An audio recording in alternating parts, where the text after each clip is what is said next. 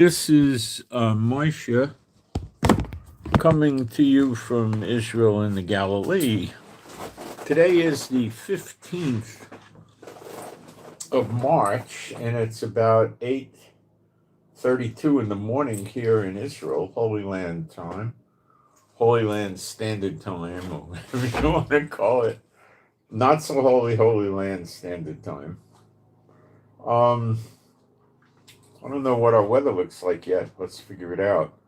A little bit of rain in the morning, then windy, stormy, just a real lousy weather day. Everything should settle down by about 3, 4 in the afternoon. The high will be 65, which isn't that bad. Thankfully, no snow rain tomorrow. Oh, gosh, I'm sick of it. We'll hit 67 sunny, then we'll hit 73 sunny on Tuesday, and then unfortunately, they're showing rain for Wednesday, but it's not that strong. It's only 45%, and it's telling us it'll hit 78. So we actually would be starting to warm up, and then we're getting an unbelievable dose of disgusting weather. I can't believe how bad it's going to be. We're going to get 1, 2, 3, 4, 5. We're getting a week of rain. I don't understand it. I never saw this that I remember. Yeah, maybe I did. I remember we used to say March flowers bring March flowers bring May flowers, or something like that. April showers bring May flowers. We don't get it in April. We used to say March, but oh gosh, this is horrible. I have no words for how horrible it is. I really don't. It's horrible, and nothing we could do about it except pray.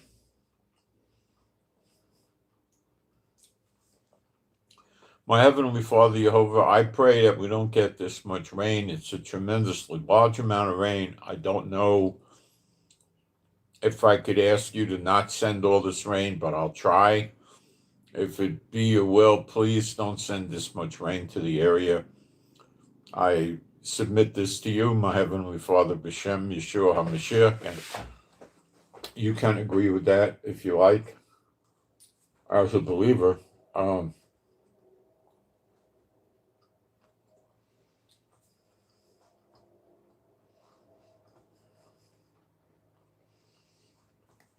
It's all this rain is keeping us from nice weather and warming up. It's terrible.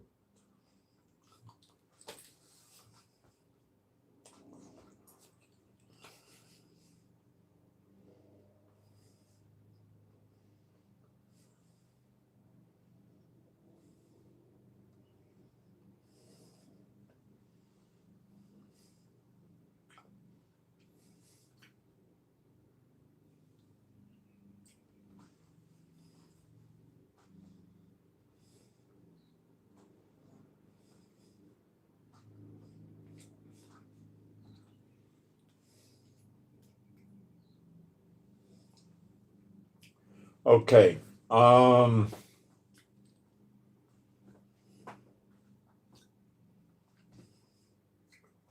What we're going to cover today is what Trump's doing with the boots on the ground, the 2,200 Marines. There's an island in the Persian Gulf, in the Straits of Hormuz area, called Kharg, Kharg Island. Iran has built that place up over the years to hold massive amounts of oil in their storage facilities, and that's where the oil tanker ships go, and they pull up there. They dock by the pier, and they run the hoses in, and they put millions of gallons of fuel in the oil tanker, and it takes off and goes away.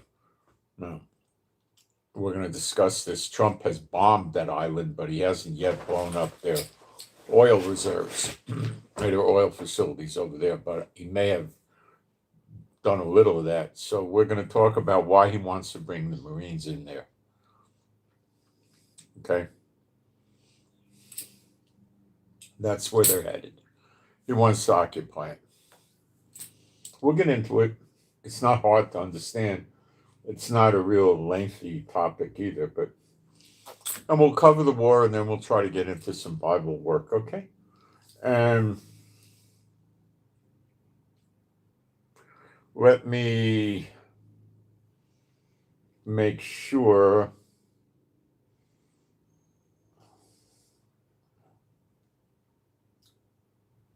that I got a live stream running.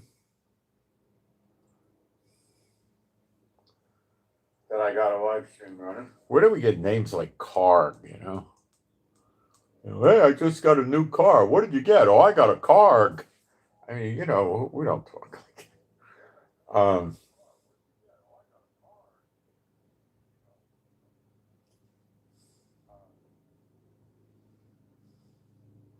Thank you for the moderators. They really take a load off me.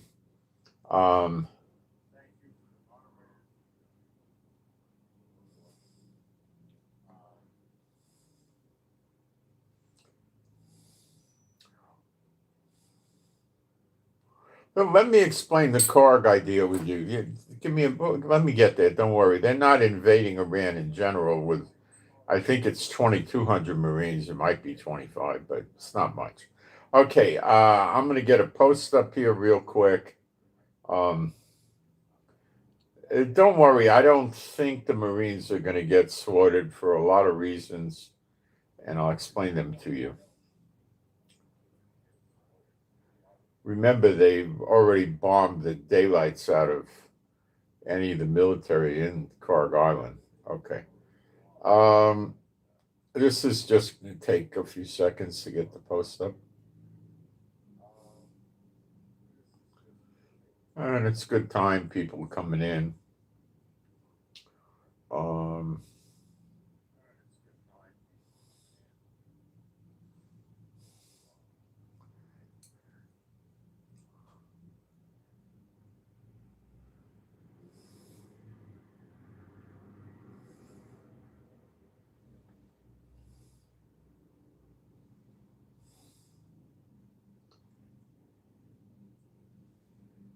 Okay, let me see about typos.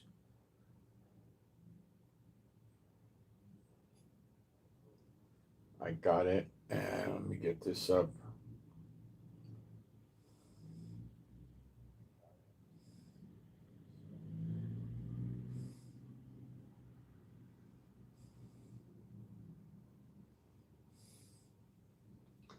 Okay. Got that up there. And now, being a Bible believing site, I'm going to do some praise.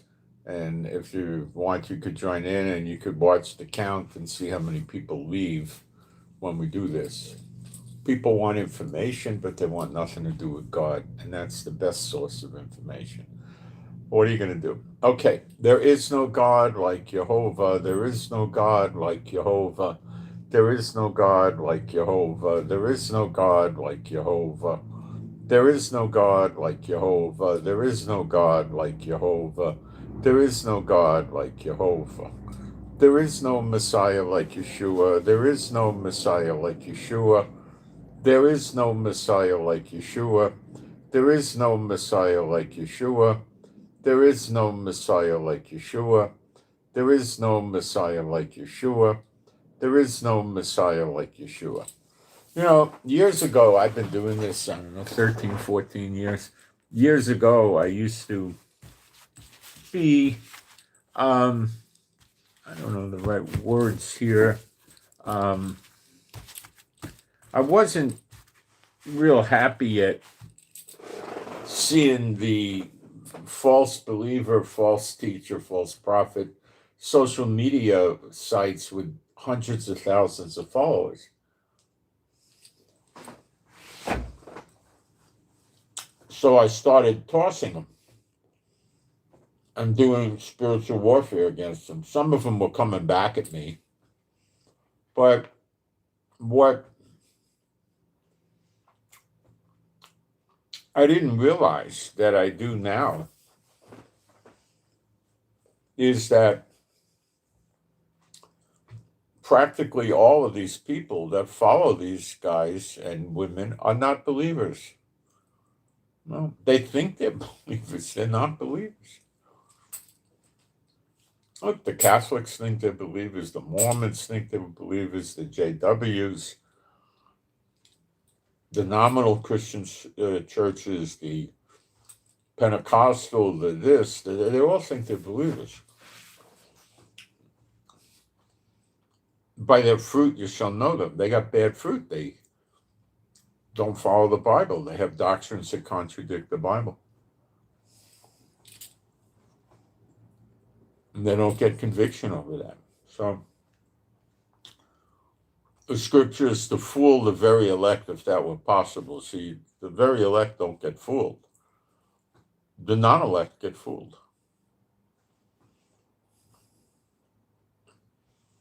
Yeah.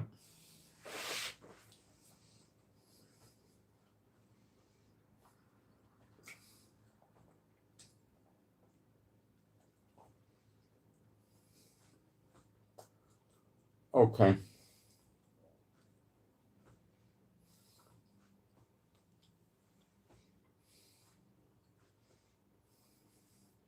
So Kharg Island, what is it? It's a small island that Trump's been bombing, and that's where almost all of the Iranian oil goes. They fill big storage tanks with oil on the island. Oil tanker ships like from Iran or from China, wherever, pull up to Kharg Island. They tie up at the dock, the pier, whatever you want to call it. They run the hoses into the ship. They're probably, 6, 8 inch hoses or something. And they might put 3 of them in a ship at the same time, and they just pump the oil into the ship. It might take many hours to fill the ship.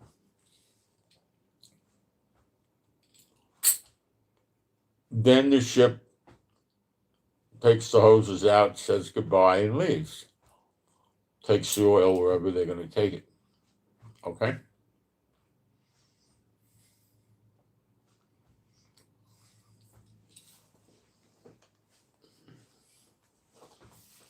That's Kharg Island. I think it's about 90% of the Iranian oil. Now, why doesn't Trump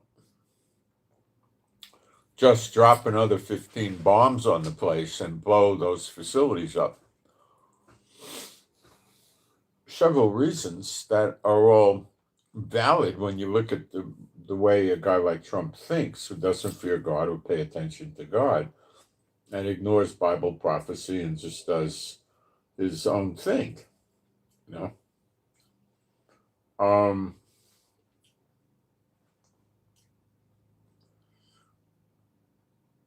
What is he looking to do?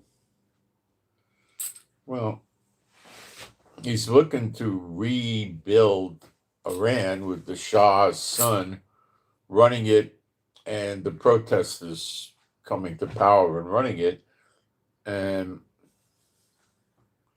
Chevron running the oil refineries would very much like to keep Kharg Island, because apparently there's pipelines or stuff that can transfer the oil to the storage tanks and load the ships up. So for the economy of Iran, Trump wants to keep that intact. And that's why he wants to bring the Marines in. Now, the number I was getting was, I believe, 2,200. If somebody's going to tell me I'm wrong, it's 2,500. You think I'm going to get out there and fight with them? No, I'll say, maybe I'm wrong. I thought it was 2,200. Okay. So, They're coming with amphibious landing ships, and they don't have a tremendous amount of soldiers now. Okay? They could probably, with the 3 amphibious ships, bring easily 6,000, 7,000 soldiers, but they don't need soldiers. What do they need? They need equipment for the soldiers to hold the island. Like what? Well, tanks, armored artillery, which is a tank that has a larger artillery piece on it, basically. It's like a tank. Armored Humvees, armored personnel carriers, and they're going to need radar, anti-missile systems, which will probably be Patriots and THAADs, I guess. They'll need equipment to dig in. I mean, you can't just sit out there hanging in the breeze waiting for drones and missiles to land on the soldiers. So they'll have to have some equipment, heavy equipment, so they could get themselves into the ground. Now, initially, it might just be a ditch, that's 7 or 8 feet down, so they could just go into that, and the only way they're going to get hurt with this is with a direct hit. If you're in an 8-foot ditch and there's missiles and drones blowing up near you, not directly over your head, but on the ground, the shrapnel is not going to be able to get into the ditch, and you're not going to get hurt unless you take a direct hit, which is always a possibility, believe me. That's a very immature, simplistic way of running shelter for the guys. The real way to do it would be to build them heavy concrete fortifications where they could go inside. Perhaps underground or on the surface.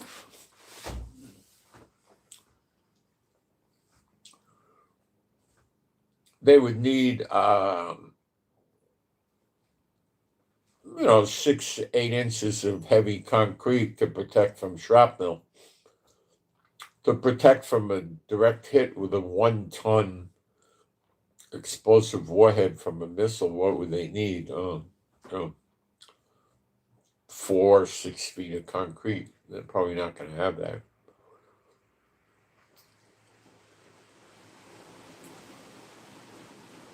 What are the guys going to do in the meantime? Foxholes and stuff like that.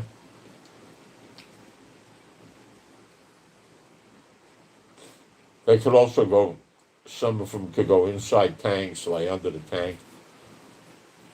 That'll help.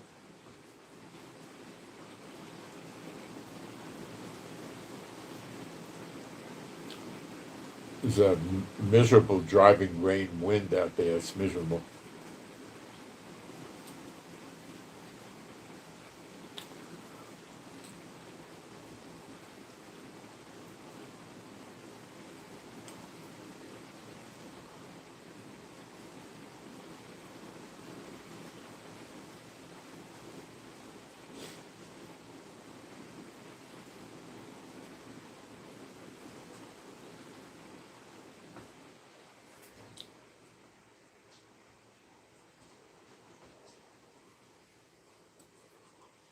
How they're going to shelter these people, I don't know. There might still be some shelters there. I don't know what they're going to do. Okay.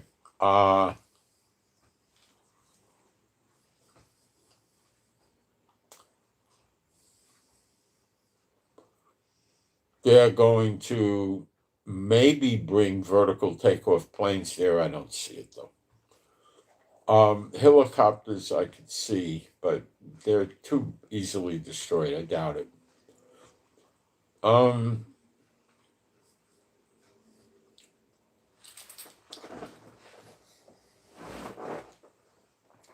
They could keep the boats docked up at Kharg Island and have the guys live on the boats.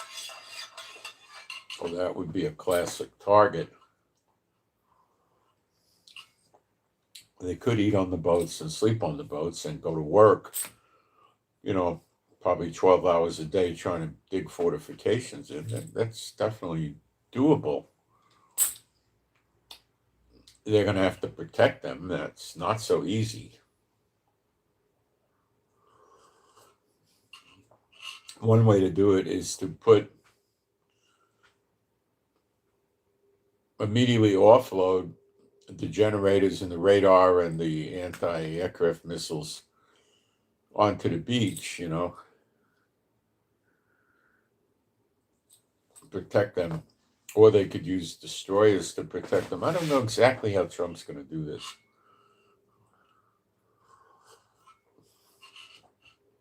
Just sending the guys and telling them to walk around on the island sounds very dangerous to me. They're going to get killed. Keeping them on the amphibious carrier ships is better, but more risky to losing the ships. If the ships get hit with a big missile, with a big warhead, the guys inside the ship, no, for sure, I think some of them are going to get out, and a lot of them are going to get burned and hurt. Could be a disaster.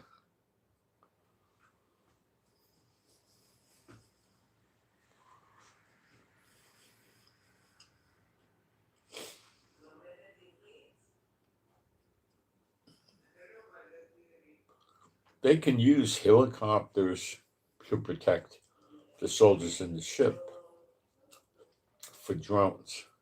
Okay? We'll take out drones. Taking out missiles is a tougher job. The flight time from Iran to Kharg Island is going to be perhaps less than a minute.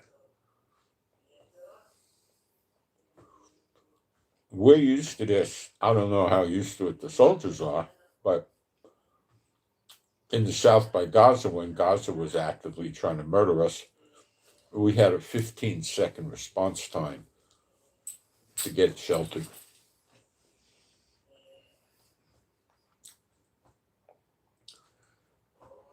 I have a feeling it'll be something like that. In Iran, maybe it'd be 30 seconds. There's a big difference between 15 and 30 seconds, but it's still rather rough.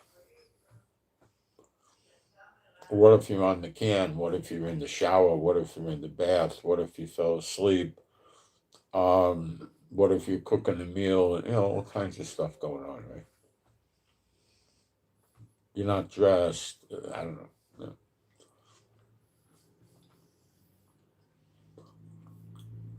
Some of the newer houses in Israel, and older ones too, because I used to live in one many, many, many years ago, an older one. I have the mamad, the bomb shelter in the house, and they still build them that way. So you're in your house and you have, a bedroom, you have a bathroom, another bedroom, this and that, a living room, a dining room, and you have another room. And it's a bomb shelter. It has a big, heavy metal door and a funny window made out of like 1-inch thick steel. And you go in there.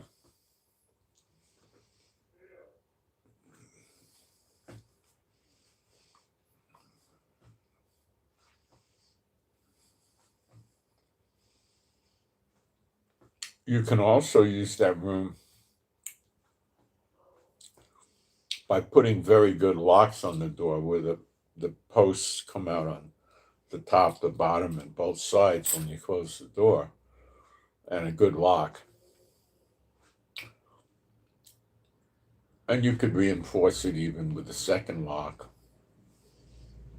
They sell very big padlocks here, and they put a heavy steel set of, I don't know what you call it, pieces of metal that come out and protect the lock from you cutting the clasp of the lock, the thing shaped like that. You can't cut it with a bolt cutter. It's too strong, it's too thick. You could go after it with a grinder. but you got to try to grind into the whole body of the lock, and you might get into the lock and then the thing remains closed. It could be a problem. So you could use it as a safe. You could also use it as a safe room if there's intruders. I don't have that. I got two of them, but they're both exterior. So they're nice when you have that because you can just walk in there. You don't have to go outside. And you could also sleep in there. People do that. Now the rooms are not large, but you could sleep in there. So they put, cots in there or sleeping bags on the floor with kids, and you just sleep in there. It's hot and stuffy, so what most of them are going to do is leave the door open to the interior of the house, and the air conditioning will get in.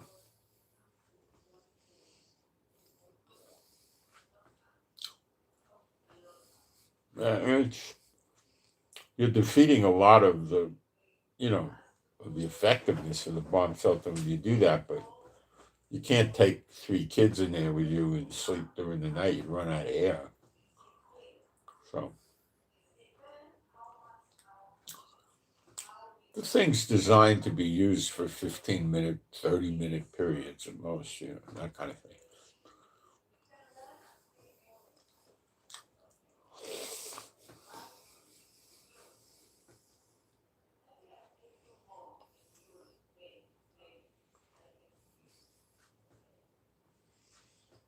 In the old days, pilots from Syria and Egypt and Iraq, they'd fly in with their Russian planes and they would drop bombs, and then they'd fly around trying to find civilians outside and machine gun them down. I wonder what happened to those pilots when they got shot down in Israel airspace.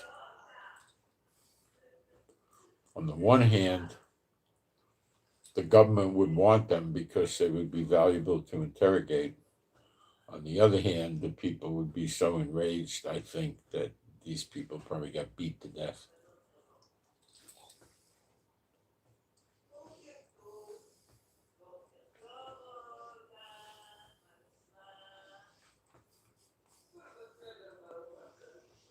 We don't have anything like that today. So, Kharg Island. So, I don't know all the details, but the idea would be to put the Marines there, give them tanks, give them mobile artillery, give them rocket pod launchers, give them anti-aircraft, anti-missile systems,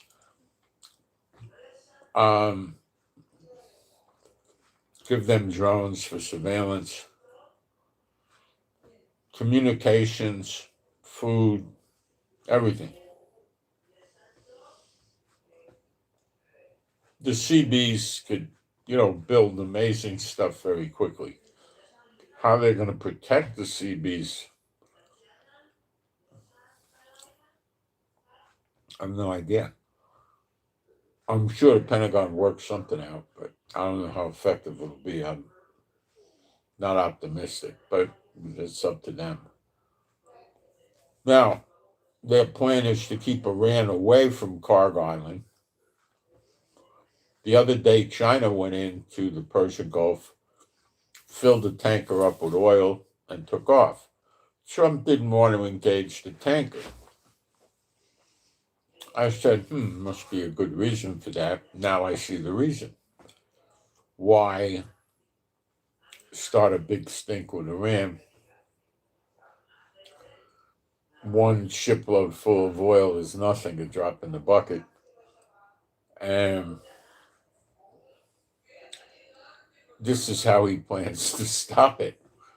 There's no Chinese ships that are pulling up to Kharg Island with the Marines there. That's not going to happen. The Marines will never let the boat approach. They'll have a few anti-ship missiles, maybe 5 or something, 10, and they won't let them load up. I heard that the Iranians are so wacko. They'll take 2 guys and put them on a large jet ski. One guy's driving the jet ski. The guy in the back has an anti-ship missile or a armor-piercing Katyusha rocket launcher, shoulder fired. And they drive around, get within range, and blow up a boat. How the heck are you going to hit them? You can't use the torpedo because, well, you could. I mean, you'd have to set the torpedo at the surface level, which you could do. And because the jet ski needs that much water or that much water, you could almost run it in a deep puddle, So,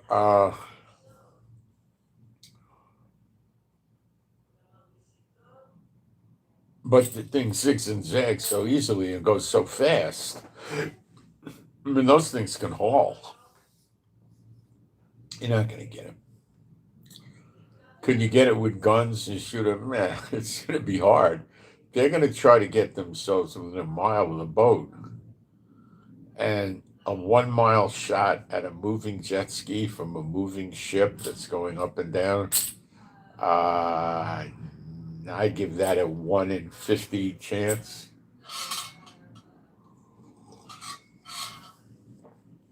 Less. It's almost never going to happen.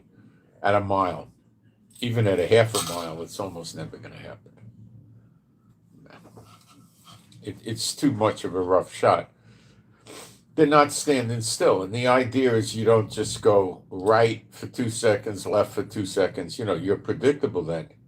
You go right for 5 or 6 seconds, you go left for a second, then you go right for another 5 or 6 seconds, then you go left for 5 seconds, you go right for a second.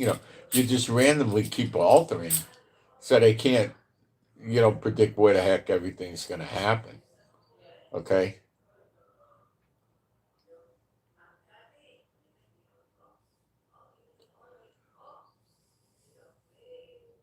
You could go straight and then zig for a second, come back, go straight, zig for a second, then go for a long time without zig. There's all kinds of things.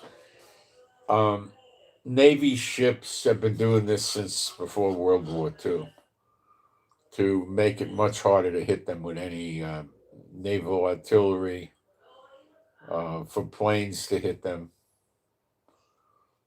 You see an older plane wants to hit a Navy ship that's zigging and zagging. He just gets lower and lower to it. So he gets within 5,000 feet, a mile. It's much easier to bomb the sucker, right?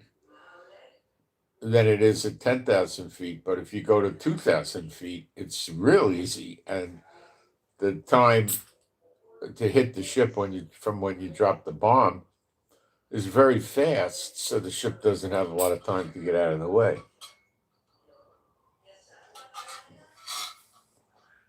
A ship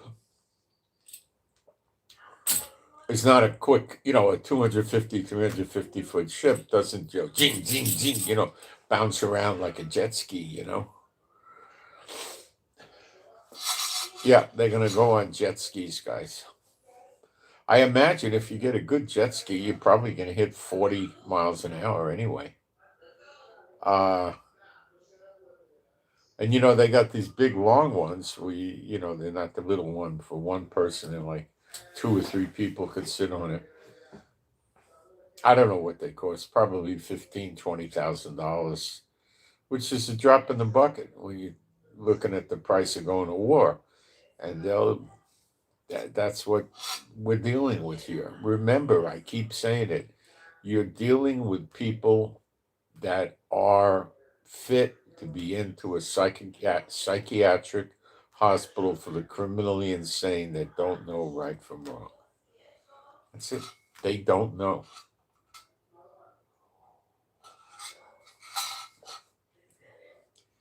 So the latest is they say, no, we didn't close the Persian Gulf. We just closed it for Israel and America. Turkey. Turkey started a dialogue with Iran about them launching missiles at Turkish airspace. Iran tells Turkey, no, we didn't do it. They said no. So then what does the leader of Turkey, or one of the big leaders, say? Well, we have the technical evidence that they did in the real world, and, they're lying.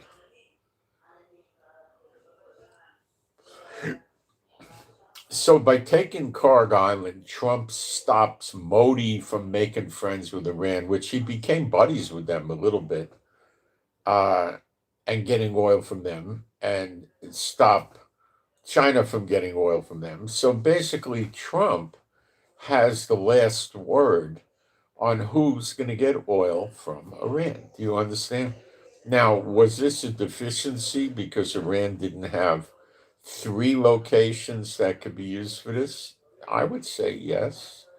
For a warmongering bunch of out of control psychiatric cases, they should have got themselves a few other locations. But guys, they are psychiatric cases. Understand, you really need to understand that when I say that, I mean it. If any of you watch those old TV shows or movies, Hannibal Lecter, whatever his name was, the serial killer that was a physician. Yeah.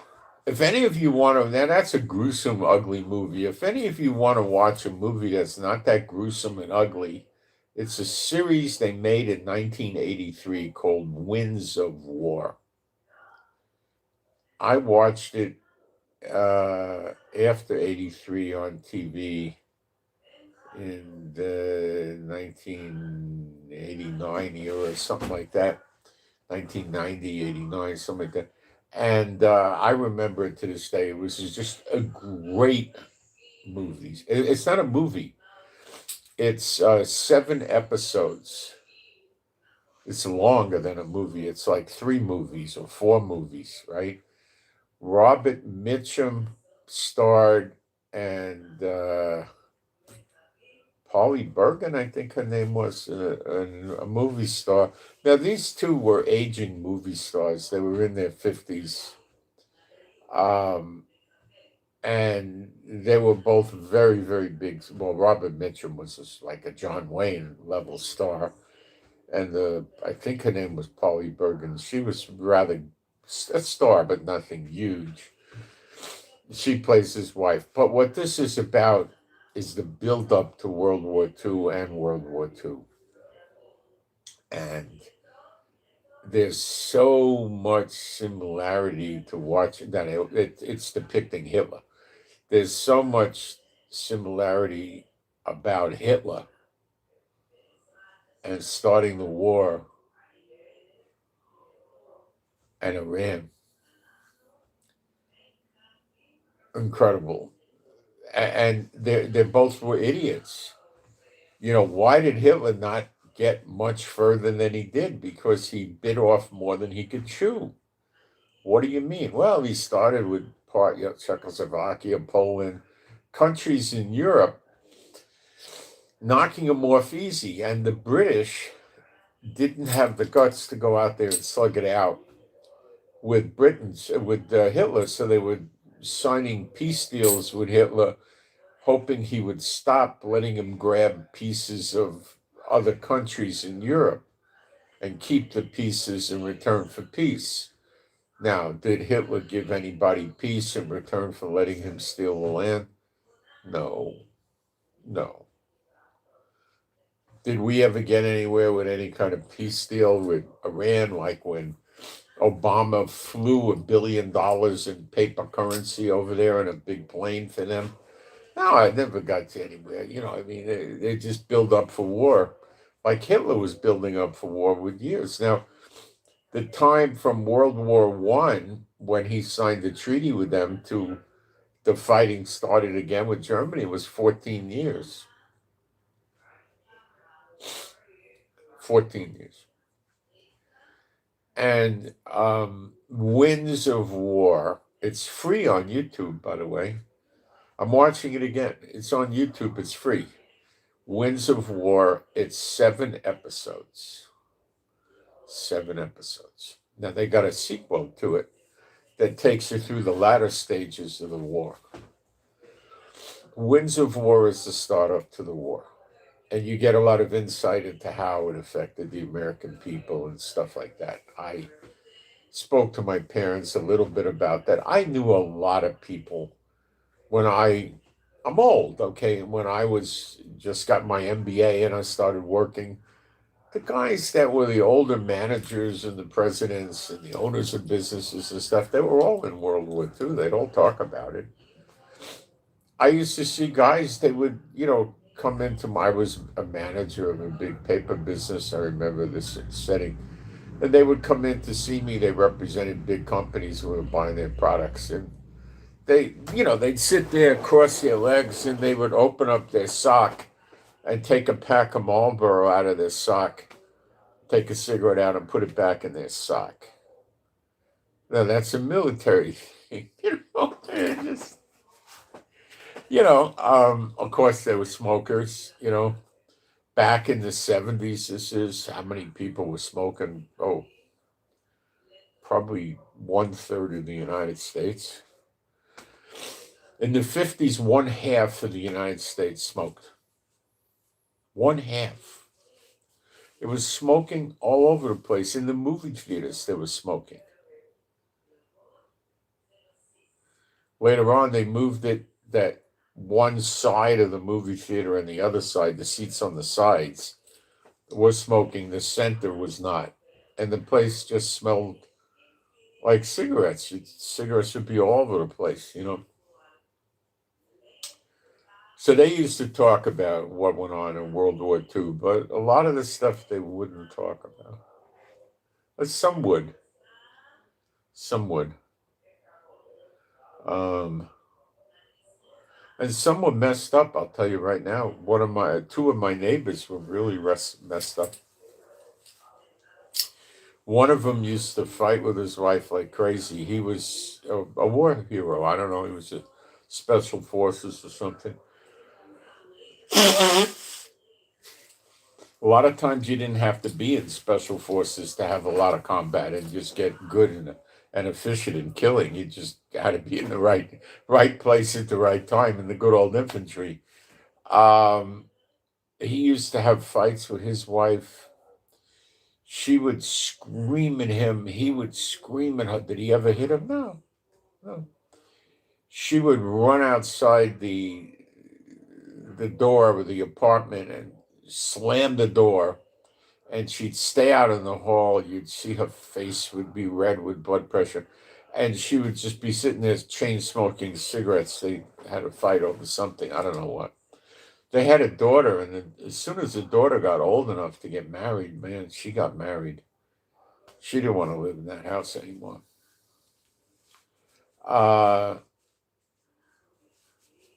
And one day I'm in the movie theaters, and I did something like stand up, or I don't know what I did. And some adult behind me yells at me that I better sit down if I know what's good for me or something like that, right? So I don't know. I turned around and looked at him, and the guy recognized me. It was my neighbor, and he started apologizing to me so much he wouldn't shut up and stop apologizing. He liked me. He felt so bad that he did this, but he was still the tough guy. Then I had another neighbor on a floor down. He was in combat in Europe. He was a master sergeant. Was he a special force? There wasn't that much special forces then, or was he just regular? I don't know. But he was in combat. And he was still doing the push-ups and the sit-ups, in the 50s and the 60s. And he had a kid. He had 2 kids. And there was such a sick family. I had no idea. One day his kid the boy was my age, comes home from work. My mother was down there, and he did something wrong, and the wife told him, and he picks the kid up off the ground and throws them into the wall. Today, family services would have taken the kids away for stuff like that. He was just, I mean, he dominated these kids. The little girl he had wouldn't eat food. They used to keep candy around the house to try to. She was so neurotic from living with these people. I mean, it was unbelievable how nuts they were. He was always pretty nice to me, the guy. He used to be a renowned softball player in the neighborhoods in the Bronx, when he was younger. Um, and he died young. He didn't live very long. I don't know. He maybe went in the mid 50s or something. He kicked something like that. Um, the only people that I ever remember him taking it out on was the his kids. I mean, he really. So they drove the kids nuts, and the son. I think they were abusing him. I saw something once in the house that I wish I never saw, but I'm going to move off of that. And when the guy grew up, um, he became an engineer and he graduated and he moved away from them fast. That's a common thread in these houses that are so abusive. The kids, as soon as they got ready to get out of the house, they were out, and then they got married. So he got a job in D.C. or Virginia, I don't know, something around there, working for the government, and then the parents were visiting him, and so he wanted to get rid of them. So he married I believe she was a Muslim Arab, an Arab girl. And then when you're a Jewish kid growing up in the Bronx in an all Jewish neighborhood and you marry an Arab, there is really uh, something wrong here. He was doing it to get rid of them. He didn't want them visiting or anything else. He didn't want them around. He just didn't. And they had kids, and I lost contact with him as we grew older. By the time we were 28, 27, 28 years old, we had no contact anymore. We used to have contact, but it was very difficult to be friends with him because the parents were dominating him so much. But he had he tried getting rid of them by marrying an Arab. A tremendous amount of the kids in the Bronx grew up and they went to college and then they moved away. But it wasn't to run away from their parents. They took their time and then they moved away just to get out of New York. New York was not the same in the 50s and 60s. It was very, very safe. It was no longer safe. Um, it was just getting lousy. Nobody wanted to be there. It was, yeah. People moved. Where'd they move? They moved all over the place. They went to Florida. They went to the state of Washington. They went to Texas. They went to everywhere. Who the heck knows where they went? Hawaii. They went to California. A lot went to California. A lot went to Florida. Those were two popular areas. Why? They're warm, relatively warm. No snow and stuff like that. Well, in California, you do get snow in Northern California, but they weren't going to Northern California. Mostly LA area, San Diego, LA, and Florida. They would go all over Florida. No restrictions where in Florida they went.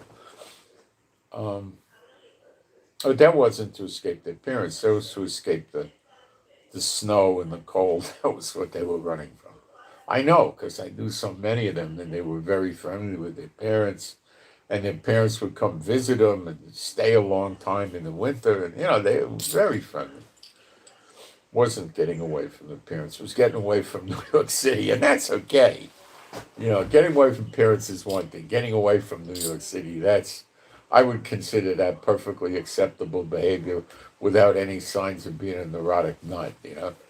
So the Kharg Island's going to get out. I think, what are we going to, about 2 weeks for the Marines to get over there.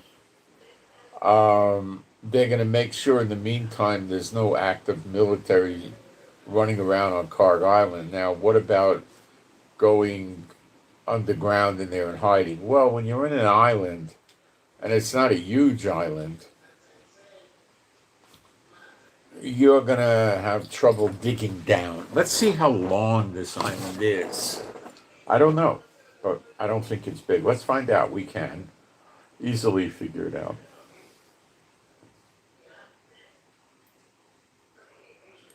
How large is Kharg Island in the Persian Gulf? The voice thing would never get Kharg right. It would spell it with a C or something. Oh, this is really small. 5 miles.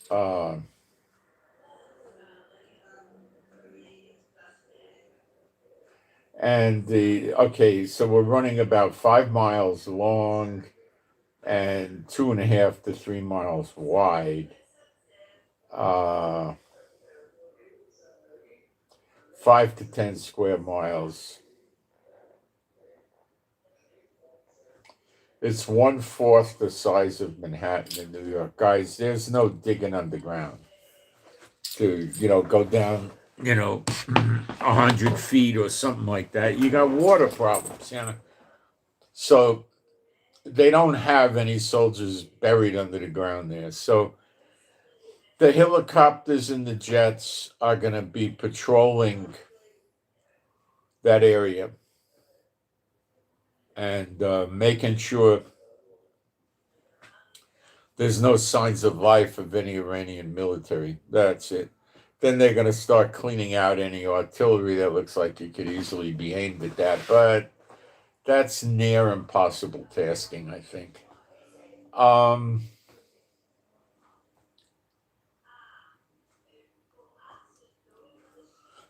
It's a sign that Trump's looking to take over the place. And, I'm not so sure that Trump's going to take over the place. And at all, prophecy doesn't show us that. I mean, Trump could take it over for a month and then it gets destroyed, but I wouldn't count on it.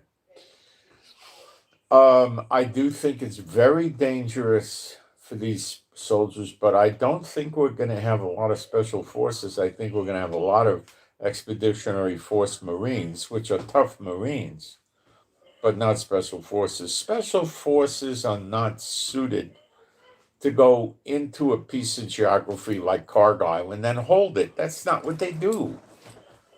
The Rangers, they could do that. The Green Berets could do it, but they're generally not used for that. They're not, that's not their job. 82nd Airborne, yeah, they're real good at that. Could they parachute them onto the island? Yeah, but I don't think they'd bother.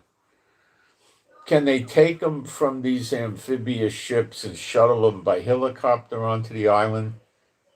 Yeah, but then what? They're walking around the island, with their rifle and a backpack? I don't think so. I don't know what's going to happen, guys. They've got a plan, and I hope they have a good plan that the soldiers don't get killed, but Iran is also trying to make a plan right now to kill them when they get there on the island. So we'll see. The naval mines are becoming more and more of a problem. We don't really know how many Iran has placed in the water. We know they have a huge amount of them. We don't know how many they placed in the water yet. Okay? So we'll find out. And we'll know. One day, I don't know. It's going to be difficult. Can America get that Persian Gulf thing open again? Oh, yeah. Yeah. Trump's asking for help from other countries. He wants, more people involved. That takes the heat off him internationally, stuff like that. Okay. So that's what's going on. In the meantime, there's bombings constantly from um,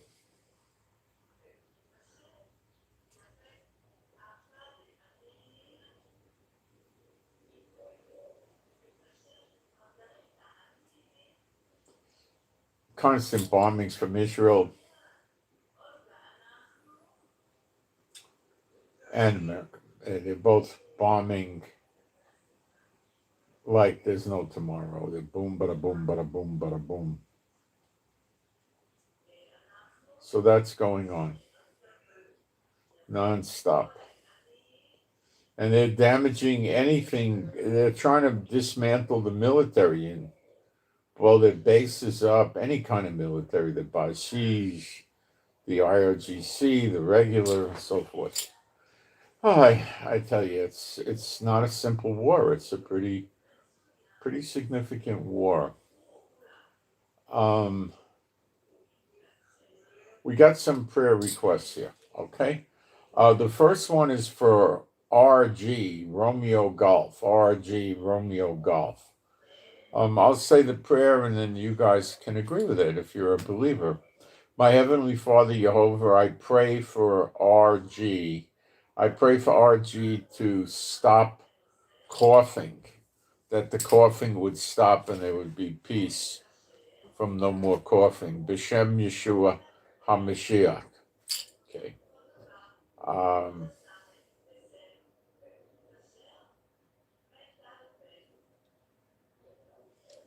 okay, next. NF. Okay, my Heavenly Father Jehovah, I pray for NF, Normandy Frank. NF, Normandy Frank.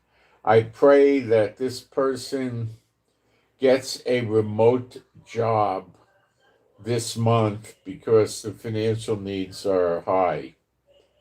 So I pray, my Heavenly Father, for NF to be able to find a remote job this month to relieve the financial strain, or perhaps there's another way you wish to work to relieve the financial strain, which I think would be acceptable to this person. And I pray this to you, my Heavenly Father, Jehovah, B'Shem Yeshua HaMashiach. And you can agree with these prayers um, if you're a believer, even if it's a video. Don't worry, you can agree. God's bigger than videos, okay? That's it for prayer requests. Now, you want to talk about psychiatric insane? You won't believe this. When I read this, I was in shock that this really happened, but it did. Iran said they're going to attack Ukraine because Ukraine sent people over here to help us with drones, using drone warfare against Iran or countering drone warfare from Iran or both. Okay? They're going to attack Ukraine. The distance to attack Ukraine from Iran is 1,400 miles or so minimum to 1,600, depending on where you are in Iran and Ukraine. Okay, can Iran get missiles to go that far? I believe they can. Can Iran get drones to go that far in swarms? Oh, 100%. I would say for sure. What happens if Iran does that? Are they going to be like Turkey and call them up on the phone and try to talk it out? Zelensky? Oh, no.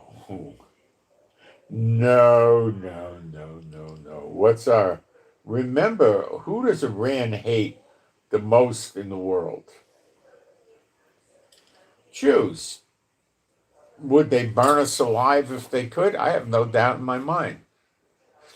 So what happens? Zelensky is going to get not his pound of flesh from Iran. He's going to get his 10 kilos of flesh from Iran. He's going to attack Iran voraciously. Exactly how? Minimally with drones. I don't know what else he's going to use. But he's going to make Iran pay and pay and pay for what they did. He'll join the war. And what's Trump going to do?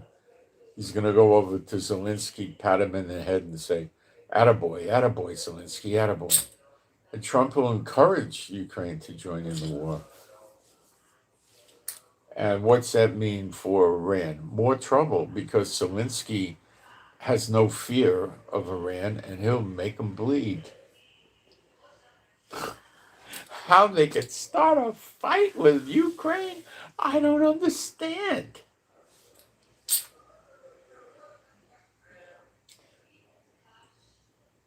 Trump is hoping many countries are going to send warships to the Straits of Hormuz to get it open. In the meantime, America is going to be bombing, Trump says, the Gahana out of the shoreline. So I'm concealing a bad word. So Trump is going to hit their shoreline, and that's getting ready for the Expeditionary Force Marines to be on Kharg Island. He wants the missiles and stuff like that far away.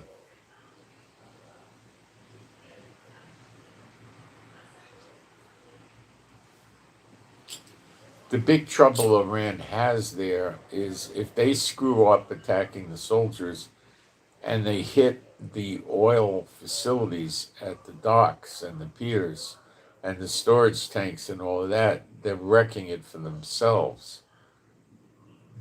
So Trump likely left a lot of that intact.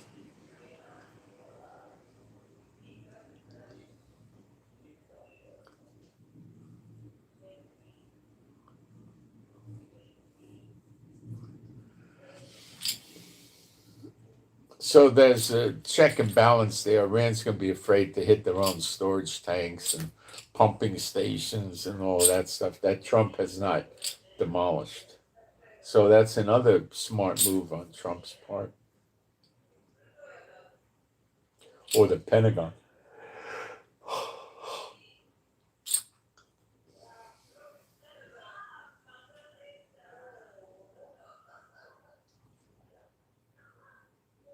Trump did say he was thinking about hitting the Kharg Island again, and he used the words just for fun. A child was moderately injured, two lightly hurt in Iranian missile attack on Eilat.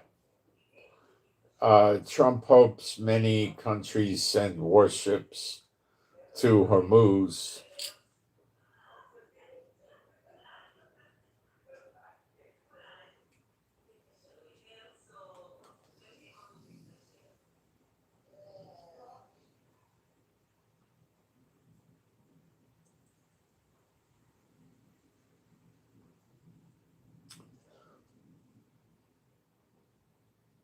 And Herzog, our president, offers support to Dutch Jewish leaders after recent attacks. Well, this is something Israel will do. If they see Jews getting persecuted around the world, they will take measures to help them and save them.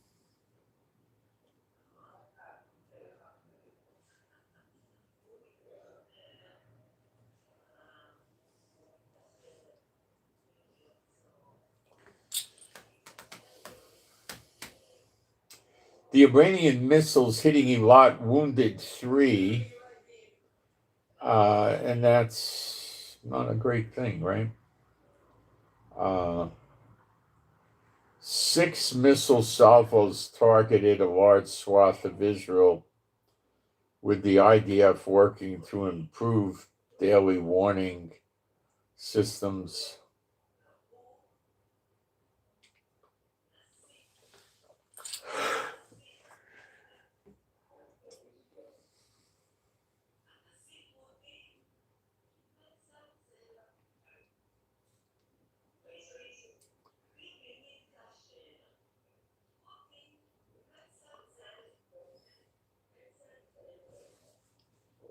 So things are getting confusing.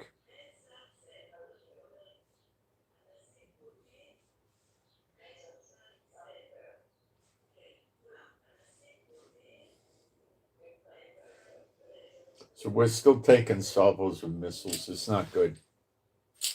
I don't think I woke up during the night. I heard some stuff before I went to bed, but it wasn't in my immediate area, but I did hear stuff going on.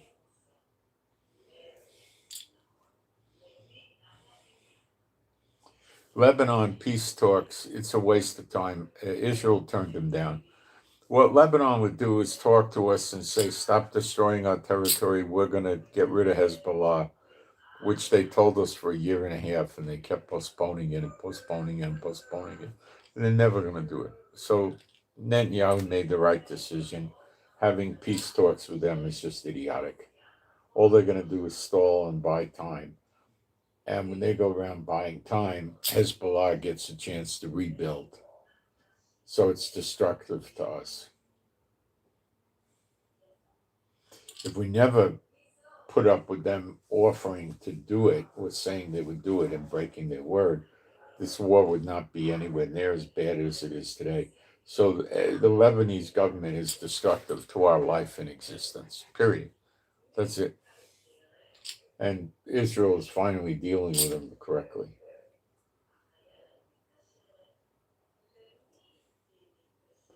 Trump vows to open the Straits of Hormuz one way or another.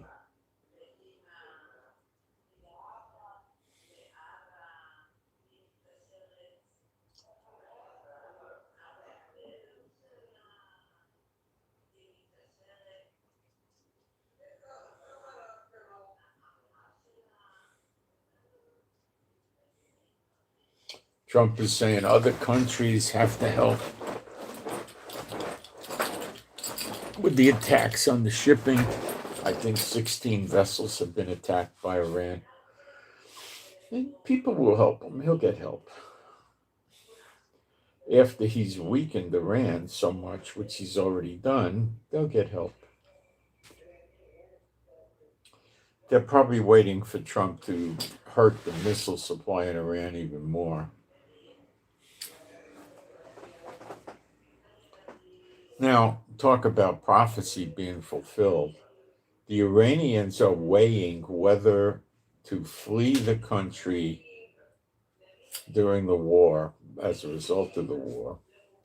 Although relatively few people have so far left the Islamic Republic, its neighbors and Europe are bracing for a potential migration crisis if the conflict drags on. Now, there's your prophecy fulfillment again of Jeremiah 49. So while I'm talking about the war a lot, and I know I am, because it's very important, it's also tied to prophecy. But I'm going to try to get into some Bible stuff today. I don't feel right not doing Bible. Kuwait International Airport was hit, but they hit it the right way. They blew the radar up. Not the dumb way where you make a hole in the runway and then 24, 36 hours later they fix it. You blow up the radar, they fix it 6 weeks later, 8 weeks later. You actually accomplish something when you get the radar. The control tower where they guide the flights in, you get that too.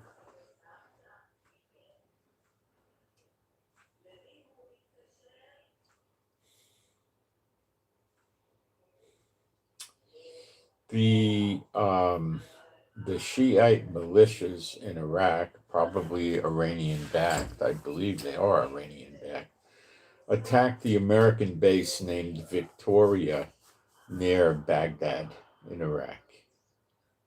So that keeps the prophecy fulfillment where Iraq could be part of Elam also, right? You see? Okay. Reuters is saying Trump really wants to see a surrender on the part of Iran. Trump rejected a proposal from the U.S. allies in the Middle East, the other Arab countries, to begin talks for a ceasefire with Iran. No, he's he's going for unconditional surrender. If you start with peace talks with Iran, what you're going to get is, no, I'm sorry, Mr. Trump, we're not going to discuss peace with you under duress with your bombings. We got to have a ceasefire. And Trump finally woke up to how stupid that is. An official source in the White House says he's not interested in this at the moment. We will continue the mission without a pause.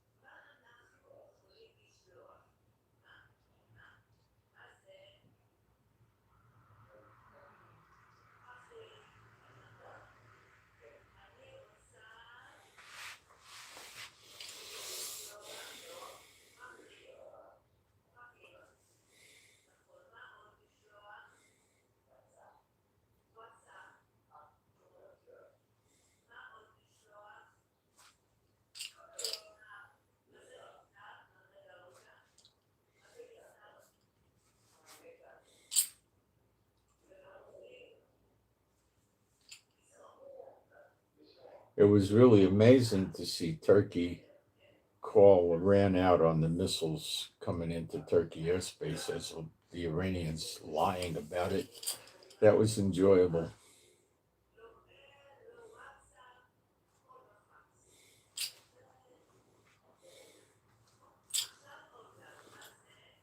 Now, this is kind of curious about the psychotic Iranians. Iran issues an evacuation order for ports in the UAE and warns of an impending attack. The UAE, they're going to kind of destroy the UAE. They've pretty much gotten there, and people are leaving in huge amounts from the UAE. That's kind of interesting. Their ports have been destroyed. Citibank, the Iranians 2-3 days ago promised to get Citibank and some other banks in the Middle East that belong to America. They got Citibank yesterday. They got it in the UAE. Do I care? No, I could care less. Do you care? I doubt it.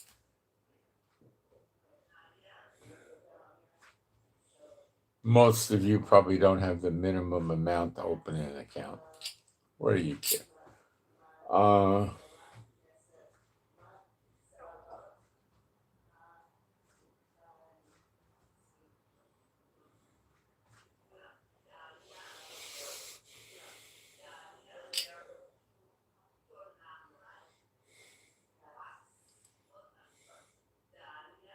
So we gave Lebanon about 3 extensions to get rid of Hezbollah, and they completely failed.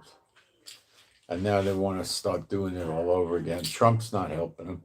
Trump said, when they reached out to Trump for help, Trump says, we love Lebanon, but Hezbollah got to go. That says it all.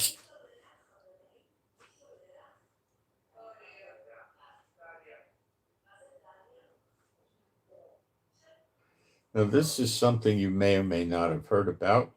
5 U.S. aerial refueler planes were hit, but not destroyed. And this happened at a place called Prince Sultan Air Base in Saudi Arabia. And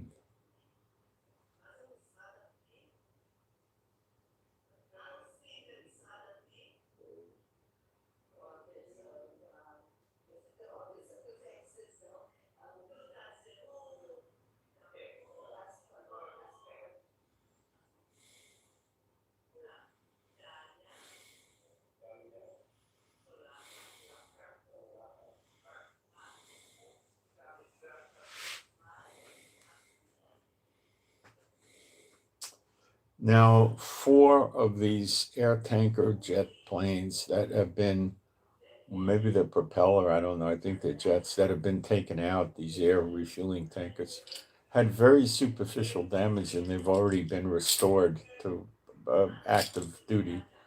One is got some more repairs taking place before it's back in active duty. They were parked on the ground. There were no casualties.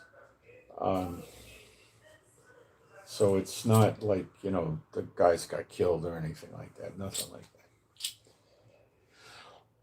Did that get Trump and the Pentagon mad? Not really. No. If I'm going to guess, these were probably cluster bombs and the missiles that spread out in small bombs, and they were landing on the tarmac on the ground, and shrapnel was flying around, and maybe they hit one plane. I don't know. Probably not even.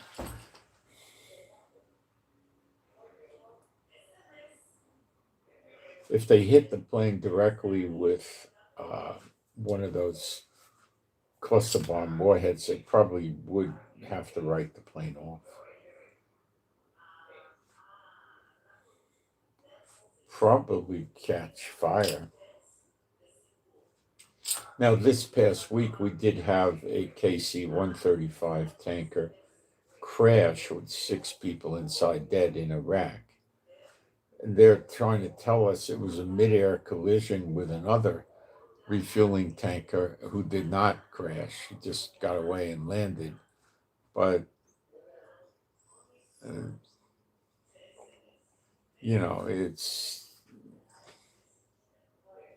it's a nonsense story that you're going to have an airplane crash in air, and one's going to come down, the other's going to get away with that. I don't buy it.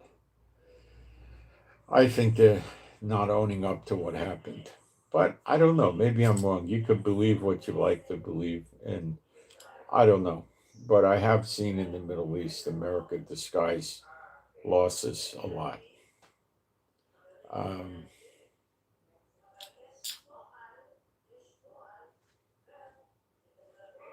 It doesn't add up to me. I think that it was a takedown, and they just don't want to admit it. And the enemy may not even know that they got a takedown.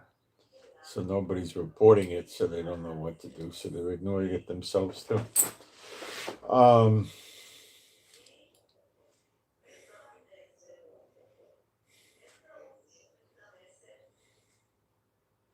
There's people talking about, how they're going to offload the troops onto Kharg Island with various helicopters, which might be the case, guys, but why don't it could be to keep the ship safe from Iran's attacks. It could be the case.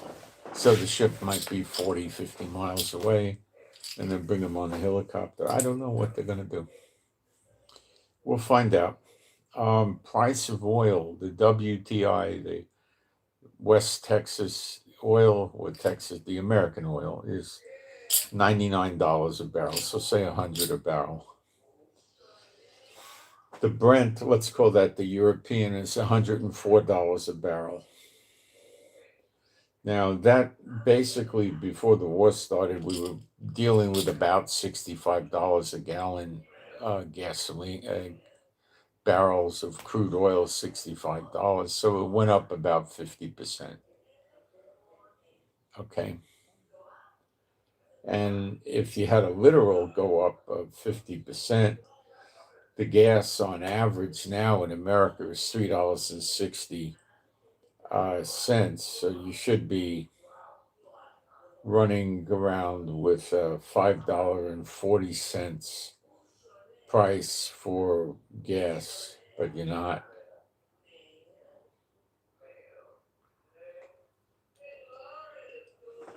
Gas is not $5.40, and the reason they're getting this done is they're taking their oil reserves. They just the other day took 4 million barrels, and they're dumping it to keep the prices low. And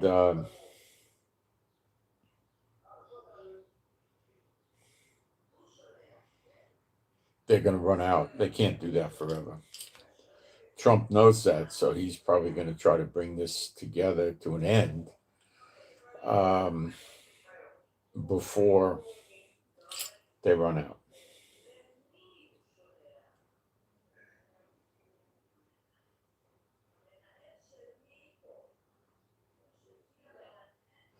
Gold is not doing great, $5,017, and silver is $80. This is per ounce.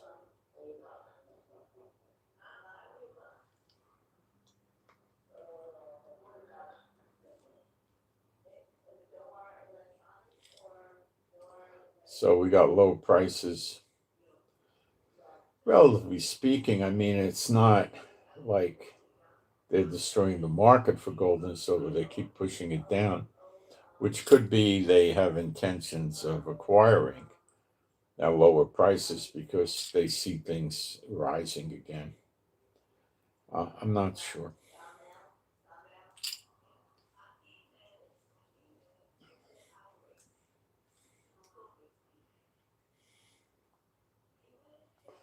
The lowest oil prices in America are in the Midwest and the South.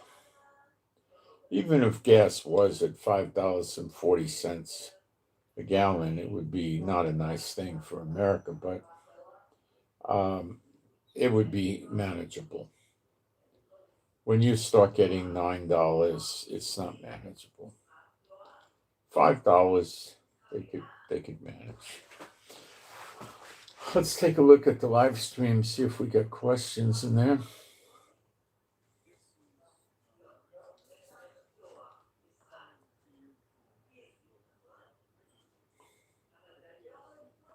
Let's see if we got any questions or interesting comments.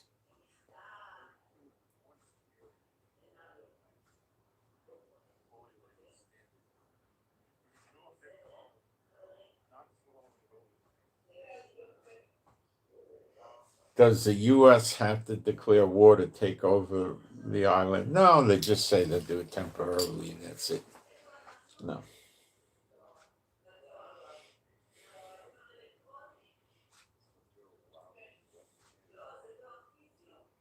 They'll say they're taking it over to turn on to the Iranian people when they rebel.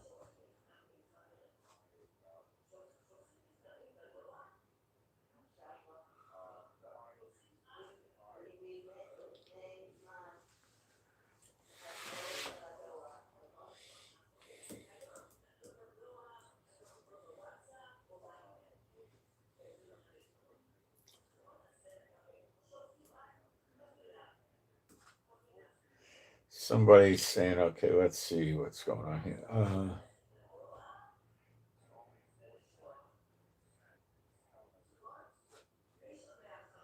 I wonder the same thing. I think if they could do this, I think someone says he was in the Navy and they can. Yeah, they can do it. They can take it over. How much losses they're going to have, I don't know.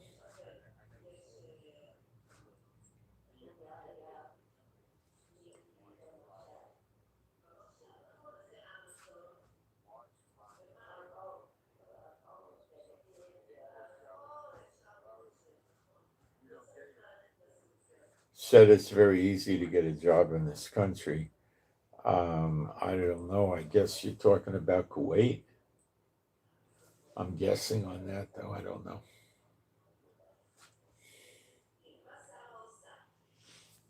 I would assume you were talking about Kuwait. So we're still downtrodden and beaten down here in Israel. We're not having a good time. While I'm not really getting missile attacked myself very much, I'm getting enough where it's upsetting. A lot of the country, Tel Aviv, for instance, is getting it pretty badly. Netanyahu and the IDF are doing everything they can, and they're doing quite a good job of it, and they're working very, very difficult and hard. It's a lousy situation with a bunch of psychiatric cases that have all these missiles hidden underground and stuff like that. It's and they don't care about killing their own people, other people killing their own people. So I mean, what if Trump starts killing, or other countries, the other Arab states, they start killing the populace, which is going to be the mothers, fathers, sisters, brothers, parents, grandparents of the idiots in the army, what are they going to do? Well, they'll be martyrs. Let them die. You're dealing with sick people.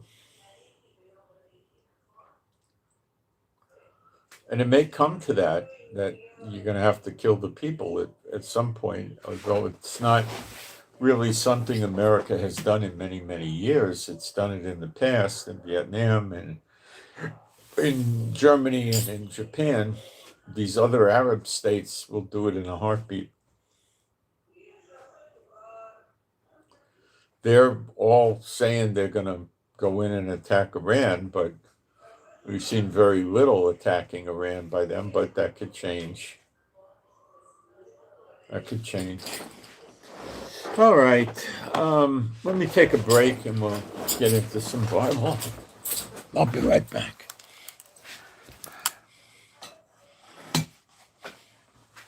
Gonna get out of my maze here.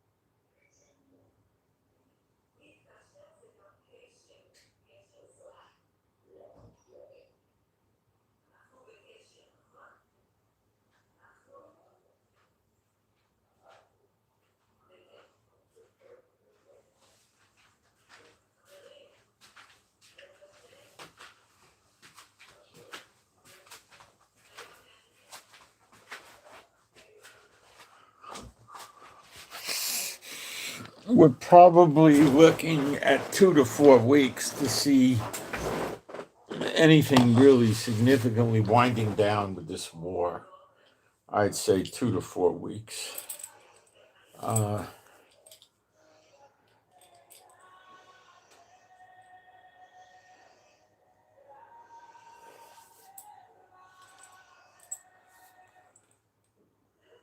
Not going to happen very quick, I'm afraid.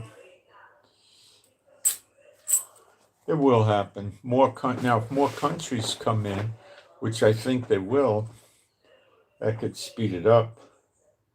But it'd probably take them 2 weeks to mobilize. The other countries in the Middle East, the Arab countries that Iran's been hitting, they might mobilize quicker. Okay.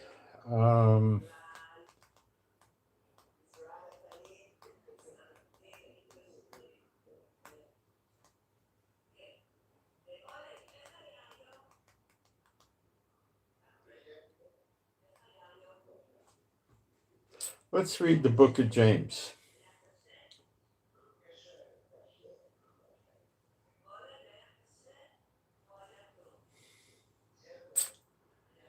James 1:1. I'll get closer.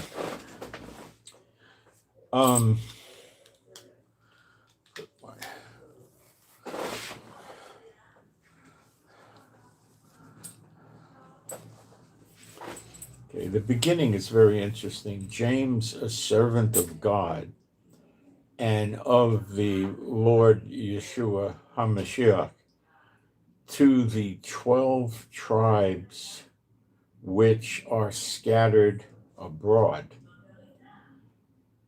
Greeting.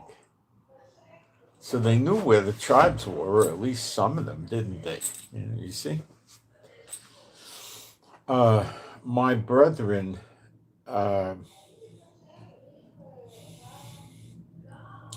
count it all joy when you fall into diverse temptations. A temptation is not a persecution. A temptation is you're tempted to do something. It's not that you're getting your house burned or anything like that, okay? But let patience have her perfect work, that you may be perfect and endure, wanting nothing.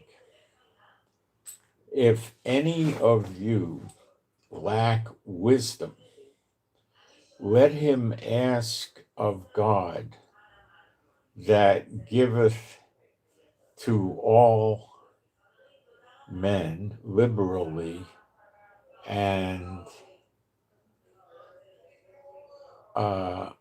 upbraideth not, and it shall be given him.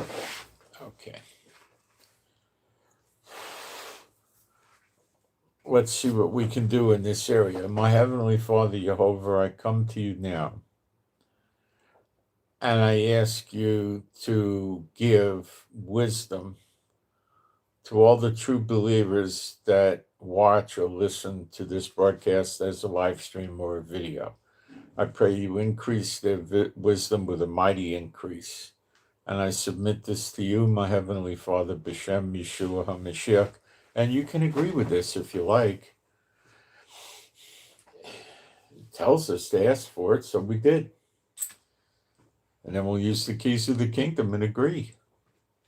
All you true believers can agree with this.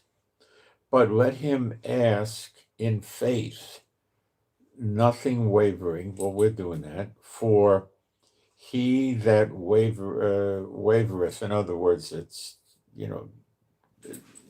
going both ways, doesn't know what they want or how they operate. I got something on here I got to fix.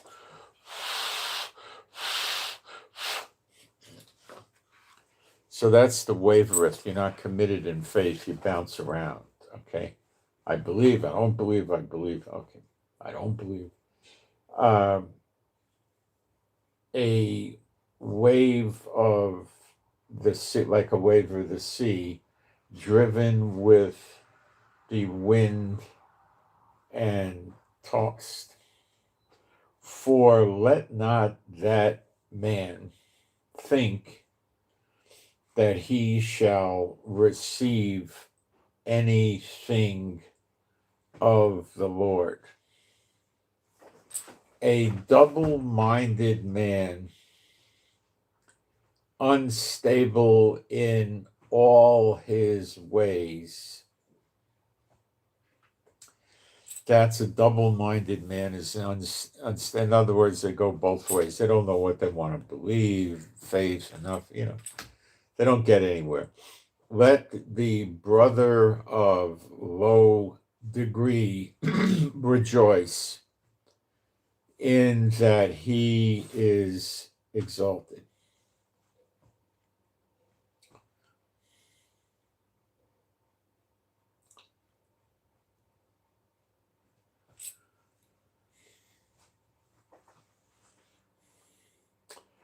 But the rich, so in other words, we're in the low degree and we're supposed to be, happy. How many of you own a house? How many of you own a house free and clear?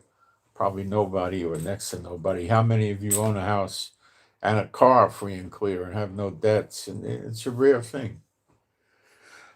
But the rich, in that he is made low, but the rich in that he is made low, because as the flower of the grass, he shall pass away. So he looks like a nice, pretty flower for a brief period of time, then he's gone.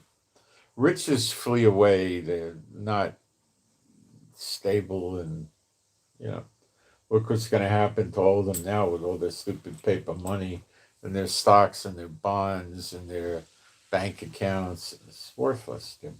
Worthless.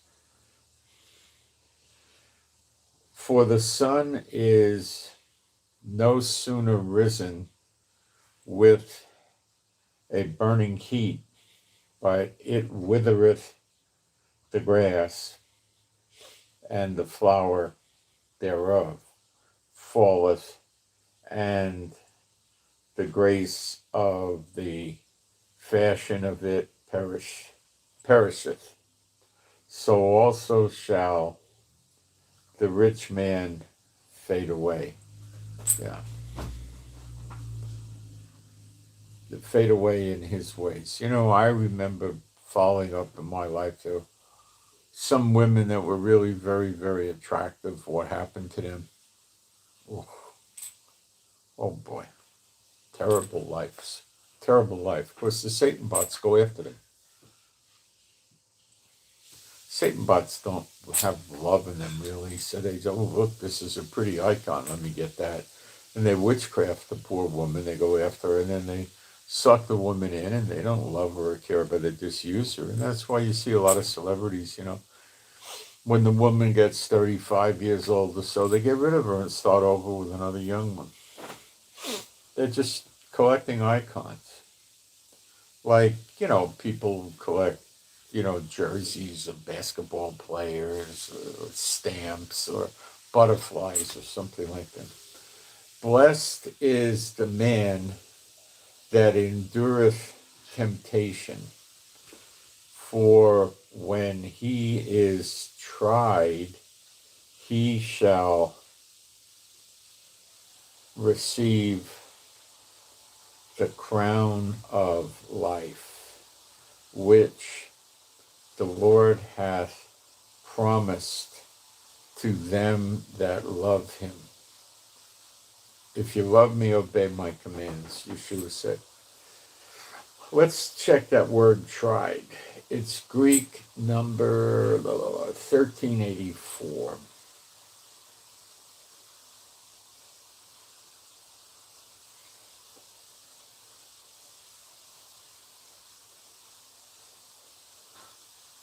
Let's see how Strong's uses that in English. Where did Strong's go? There, wait. There it is.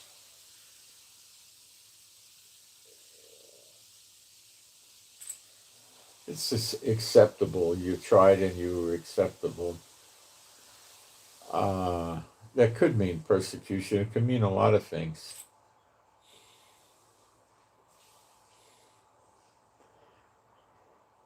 It means accepted, so it doesn't really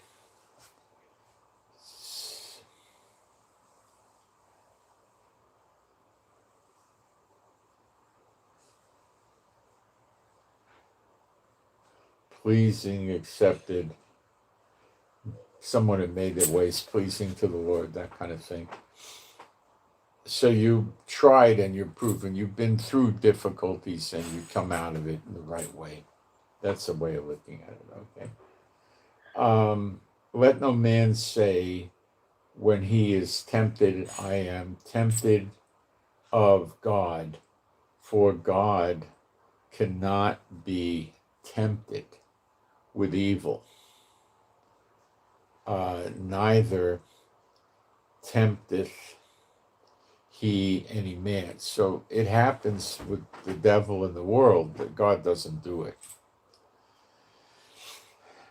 So if some woman came up to a guy, and said, oh, I know you're married, it's okay, I'll never tell, come on, let's go lay up together. God doesn't do that. God maybe lets it happen, doesn't stop it from happening to see what you do.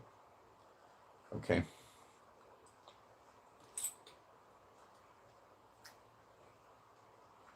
But every man is tempted when he is drawn away of his own lust and enticed. That's not, the same as, being, turned upside down and flogged 20 times with, you know, that's just different thing. This is, you get tempted to lie to get ahead economically. Yeah, stuff like that. Cheat on your spouse, steal, it's the stuff the Satan bots do. Then and it's hilarious how they think they're exempt from it. It's just so hilarious. The dumbbells can't figure out that the 2,000 year period of punishment in Hosea 6:1 and 2. They're so stupid they won't believe that, and they still think they got exemptions. Oh my gosh, are they dumb? Then they're also deceived by the unclean spirits, and they're under their witchcraft from the unclean spirits. So they're all screwed up. It's not just that they're dumb. It's deeper. They're under witchcraft and spells. Then when lust has conceived, it bringeth forth sin. Well, they decide, okay, I'm going to go cheat on this one. Or sometimes they say, oh, I have trouble, I fall into sin and go out and have sex every now and then. That's just them justifying the fact that they're not a believer, and they're trying to make believe and convince themselves they are, because life is easier that way. But they generally will just stop with the Bible. They'll fall away usually altogether. It bringeth forth sin, and sin, when it is finished, bringeth forth death. So when you start going into sin, you go into death. Do not err, my beloved brethren. See, the unclean spirit serving people never grasp the fact that God chastens those he loves, not Satan's children. Satan uses this to set them up, and they fall for it. And, just like they come out and play games with people, they make people think they went to the moon, and the people fall for it. Every good gift and every perfect gift is from above, and cometh down from the Father of lights, with whom is no variableness. He's the same all the time. He doesn't change. Neither shadow of turning. Of his own will begot he us with the word of truth, that we should be a kind of first fruits of his creatures.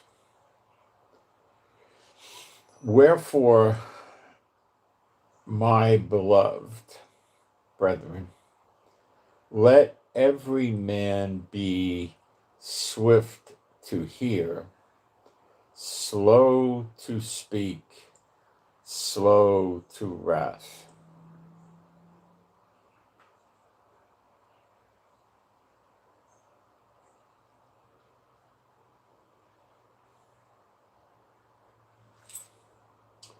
For the wrath of man worketh not the righteousness of God. That's the wrath is, dominating people, robbing, stealing, revenge. Revenge is a big thing. Wherefore lay apart all filthiness and superfluity. No, yeah, what is it? Yeah, I guess that's the word. I don't use a word like that. Of of naughtiness, and receive with meekness the engrafted word, which is able to save your souls. The word. Yeshua is the word made flesh. But Yeshua's name means like giver of salvation. But be you doers of the word. Yeah. So we have some that do the word in reverse. Do not muzzle the ox when he treads the grain. They think that means it's okay to muzzle the ox when you tread the grain. I don't know where they get that from, but see, they just think when they don't like a scripture, they just need to find an excuse why they don't want to obey it, and they're okay. And not hearers only, deceiving your own selves. That's the problem with these people. For if any be a hearer of the word and not a doer, he is like unto a man holding his natural face in a glass. For he beholdeth himself and goeth his way, and straightway forgetteth what manner of man he was. For whoso looketh into the perfect law of liberty, the law of liberty is not exactly what I would construe to be Moses' law. Yeshua's law is the law of liberty. What is the word of liberty? Liberty word, rather. The word liberty mean, I should say, okay, blah, blah, blah, blah. 1657 Strong's number in the Greek.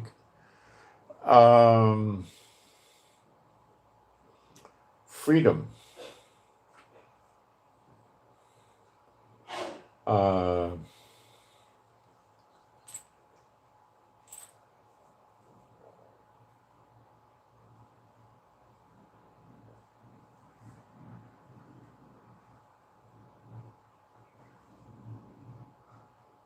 So you're free, the age of grace.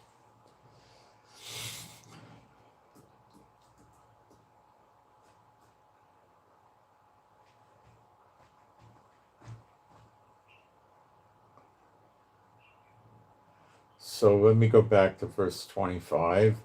But whoso look into the perfect law of liberty and continueth therein, he being not a forgetful hearer, but a doer of the work, this man shall be a blessing, shall be blessed in his deed. This is the guy that has good fruit. Faith without works is dead. The tree that doesn't bear good fruit gets cut down and thrown in the fire. A bad tree doesn't bear good fruit, and a good tree doesn't bear bad fruit. That sums it up, I think, pretty good. Maybe I missed something, but I got a lot of it. If any man among you seem to be religious and bridleth not his tongue, but deceive his own heart, this man's religion is vain. Yeah, the world's full of that, huh? Pure religion and undefiled before God and the Father is this: to visit the fatherless, Well, rest assured, those that like don't care about muzzling the ox when he treadeth the grain, they're not out there visiting the fatherless. And the widows, they're not visiting them either. Because if you go visit them and they have needs, they have an empty refrigerator, or they're eating sardines and old bread or something like that, and you don't help them physically, economically, it's on you. So they don't want to be put in a position like that to visit anybody like that, like the fatherless or the widow, in their affliction. Yeah, they don't have what they need. And to keep himself unspotted from the world. Unspotted from the world is you don't take the ways on the world. Like Yeshua says, he's coming for an ecclesia without spot, wrinkle, or blemish. So these are the spots that you're not supposed to pick up. What could that be? Oh, we're going to take vacation this year in Vegas. I set out so much money. We only gamble $300 a day. If we win or lose, that's getting spotted in the world. Or, hey, it's a nice day. Let's go to the trots, the racetrack where they use the carts, and bet on the horses. That's pretty stupid, right?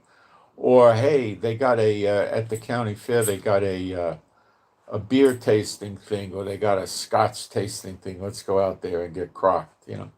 That's spotted of the world, right? Okay. Going after porn, same thing. Going to a pole dancing strip joint, same thing. Okay.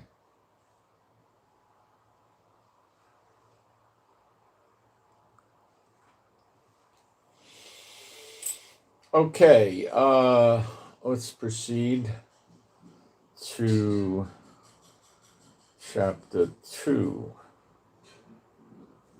Oh, let's see, the iPad cooperated. Very nice. Good iPad, good iPad. Okay. There we go. It doesn't want to cooperate, this stinking thing. It's a piece of junk. Okay.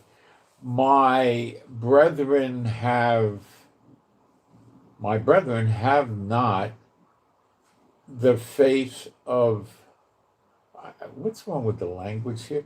My brethren have not the faith of our Lord Yeshua HaMashiach, the Lord of glory, with respect of persons.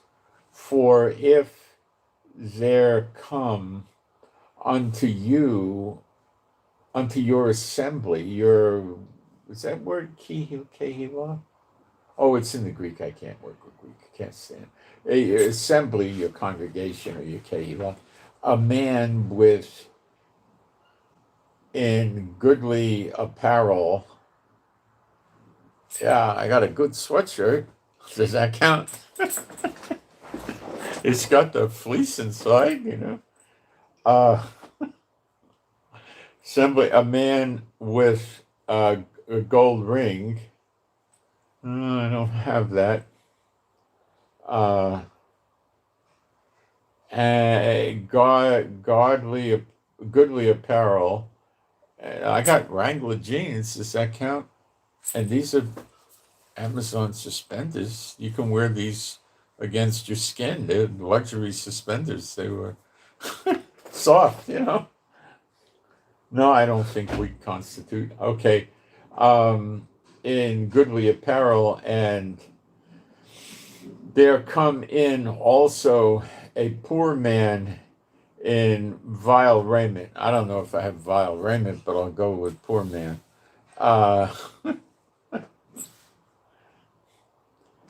And you have respect to him that weareth the gay clothing. That doesn't mean gay sex. It means happy, pleasant.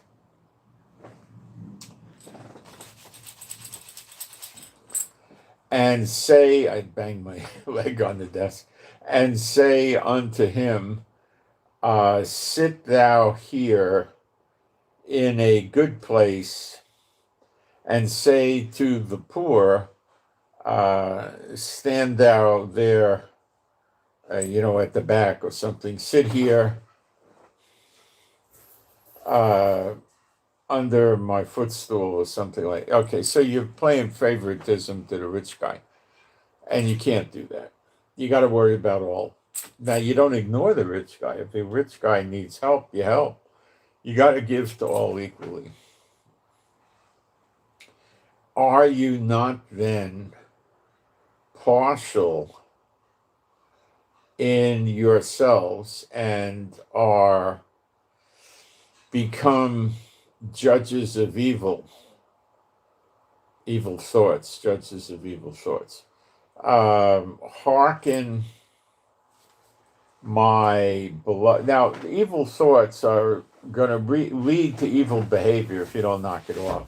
So you got to knock off the evil thoughts. But we don't go around condemning people for evil thoughts because you don't know what the heck they're thinking. Hearken, my beloved brethren, hath not God chosen the poor of this world, rich in faith and heirs of the kingdom, which he hath promised to them that love him? See, Satan's people think they love him because he makes them rich, helps them acquire wealth. God shows better. His people don't have wealth and still love him and serve him based on faith. Satan's people have no faith in anything. They have faith that if they pull the trigger in a gun, the bullet goes off. If they push number 3 in the elevator, they go to the 3rd floor. If the cell phone rings and you push the button appropriately, it opens the phone and you can talk. That's how they operate. They don't work in faith. Okay. The poor is basically you're wearing a flag to show you're the elect. Really. Now you'll be rich with redemption, and reverses. You'll be very, very wealthy. But so it's about to reverse. But that's your salvation flag. Now, is it never a rich person to get saved? No. They're there. They're there. Okay, they do get saved. And you have to dish out, the time to help, love, guide, direct, assist, pray for, do spiritual warfare for the rich also. You can't just say, you're rich, good, and, good riddance. Wow, that's wrong. But you can't say, the poor can wait, I'll take care of the rich first. See, that's wrong. You got to take care of them all. You got to take care of them all. You can't just be selective. If you're weighing, can I take care of this person or not? You got to weigh it in terms of the, other things, not economic criteria. Okay. You can't let people, if you're ministering, lead you astray and make you go off the correct path because of their money. You can't do that. I've had that, and I don't do it. And they go away. And that's what happens. But you can't let them, if you're in ministry, you can't let anybody direct you as to what you're going to do. Suggestions, I welcome that. Do I sometimes follow through on other people's suggestions? Of course I do. But I want to make sure they're correct and I get a good reading spiritually on it. I don't just do it blindly. But you can't get led astray by people that want to, get you to minister idiot stuff, like teach Talmud or something like that, You can't. You just can't do it, And there's some people it's very difficult to help. But you got to try. And there's some people I could sense that I'm going to help them and everything will be good for a while. and then they'll fall away. But I still try. You got to try, and you got to try equally to help everybody. You don't favor somebody over economics and stuff like that.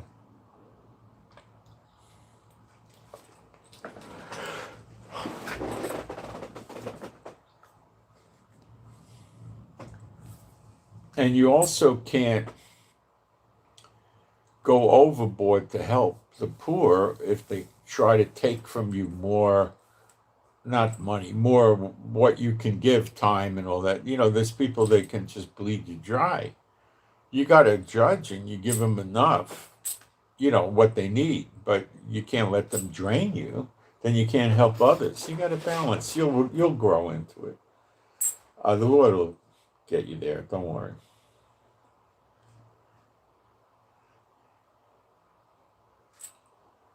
Are you not then partakers in yourselves and are become judges of evil thoughts?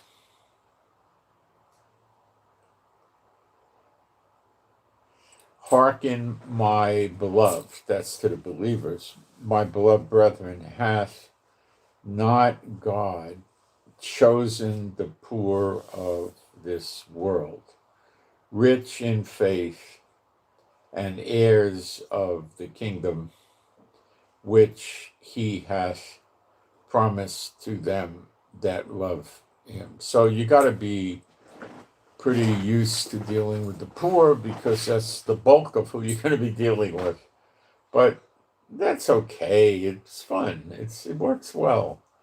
But you have despised the poor.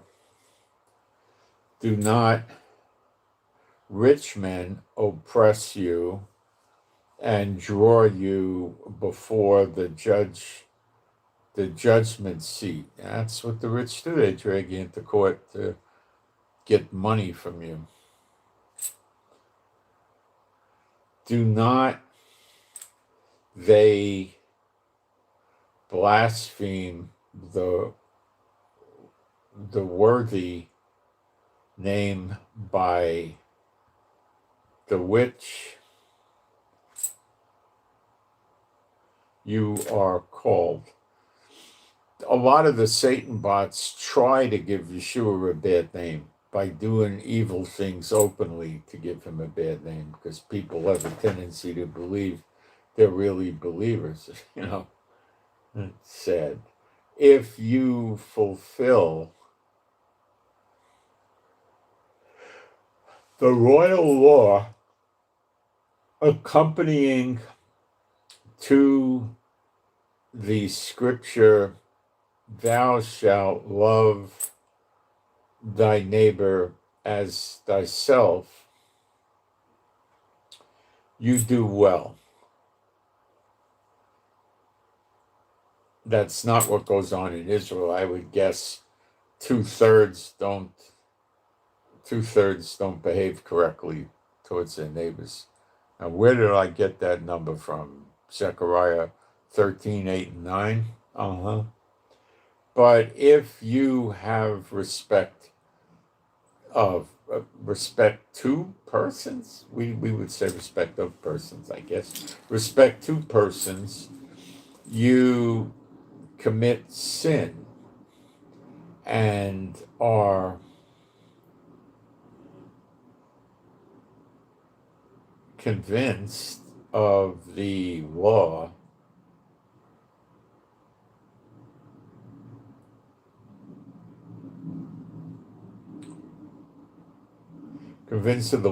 as transgressors. So you're breaking the law. The law is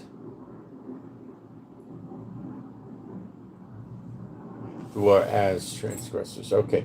For whosoever shall keep the whole law and yet offend in one point, he is guilty of all. If you break one part of the law, it's the same as if you broke the whole thing, right? That's what Scripture teaches us.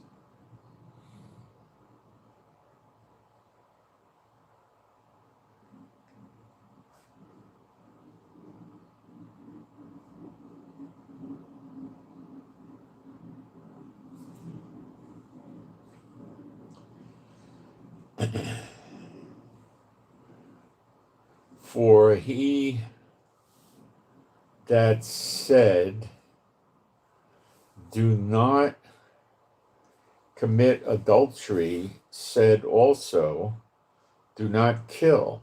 Now, if thou commit no adultery, yet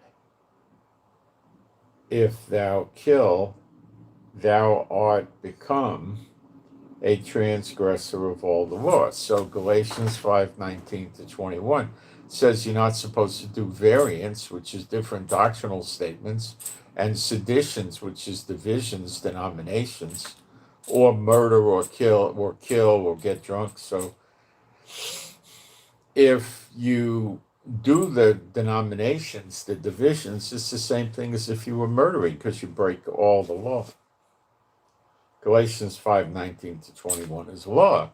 And it says if you do these things, you won't get into the kingdom of heaven. Okay. Galatians 5:19-21. So speak you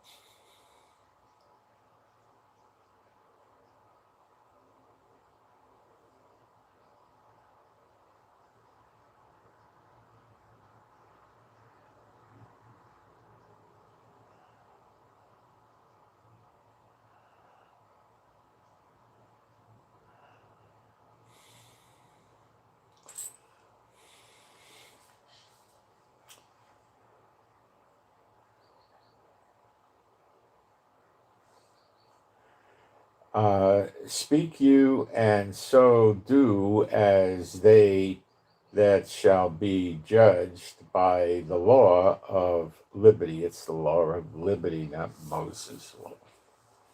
See, people ignore that. For he the Satan bots push the Moses law on you.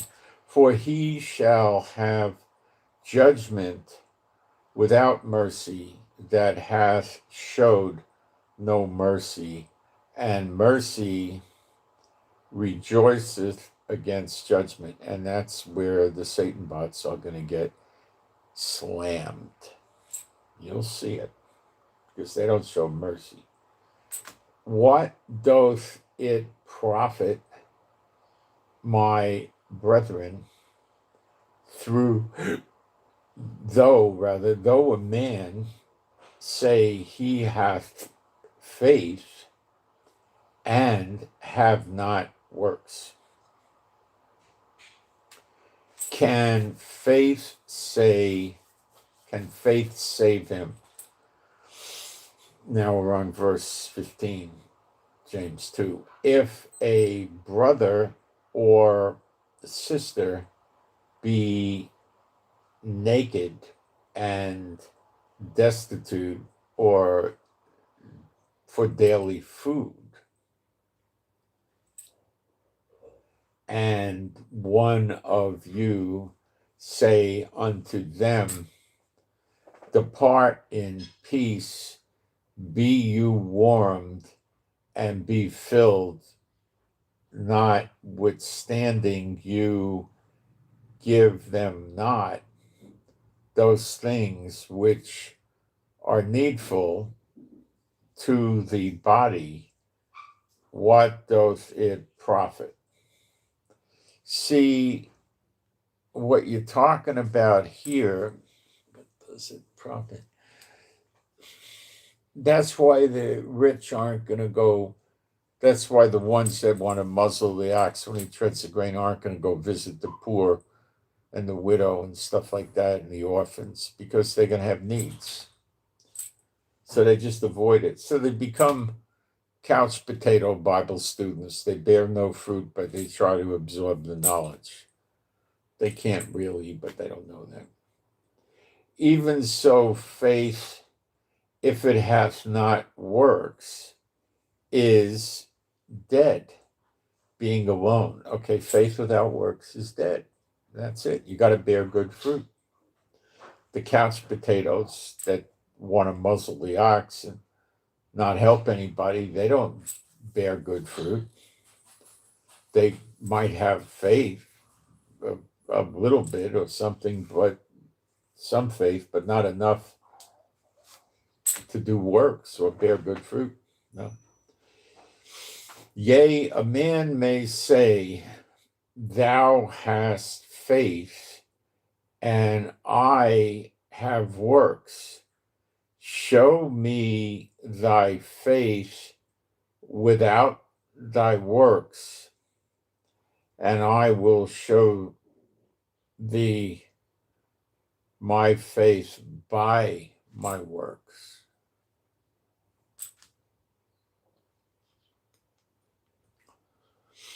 Thou believest that there is one God, thou doest well.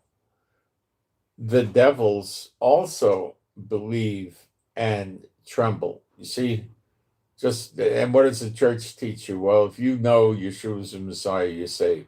Well, the demons know Yeshua is the Messiah. Remember the part in the Bible where the demons were going into the pigs and the pigs throw themselves in the water? Well, the demons, I think it was in that passage, or maybe it was a different passage, that Yeshua approaches a guy with demons, and the demons say, what are you doing? You come here to torment us before the time. We know who you are. See, they know that. They know who Yeshua is. So just knowing doesn't mean you're saved, like the churches teach. They teach error. But wilt thou know, O vain man, that faith without works is dead? In other words, where's the faith? Where's the beef? Where's the faith? There's no works.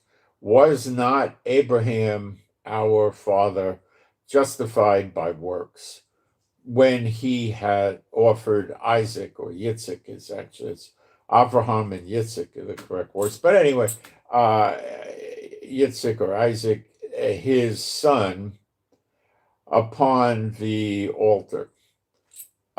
Seest thou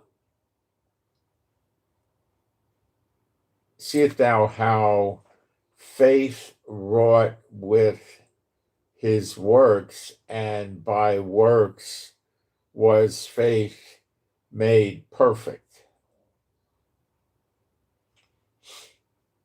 See, so when you got the faith and the works, then your faith is going to grow, and it's going to keep growing. Without the works, you got...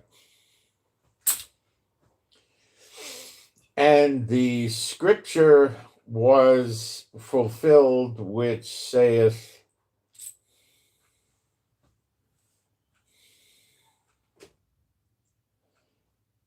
Abraham believeth God, and it was imputed unto him for righteousness, and he was called the friend of God. You see then how that by works a man is justified, and not by faith, by works only, not by work, not by faith only. It's faith and works.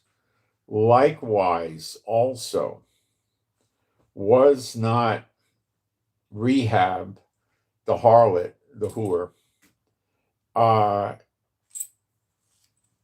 justified by works when she had received the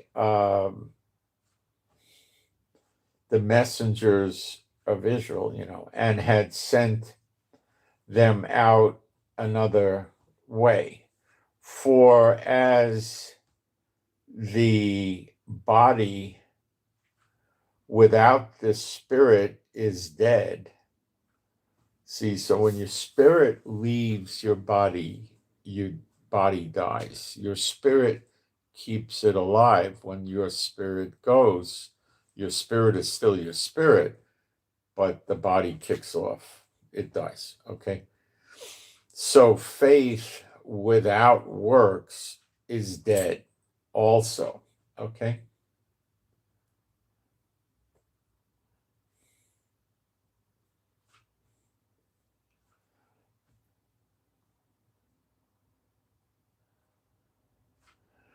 I think we're going to stop here. Got a lot done on the Bible work, more than I thought we'd get done. So we'll stop. Let me take a quick look at the live stream.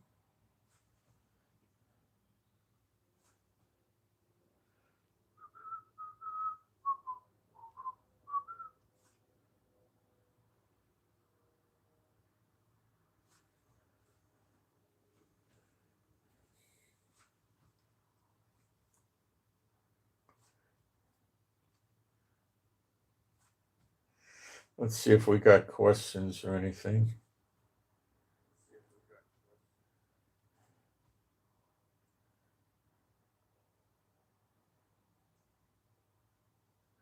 So, do you think 29 is old? No, I think at 50, you get your confidence and you hit a point at around 50. Oh, that could have variance, of course.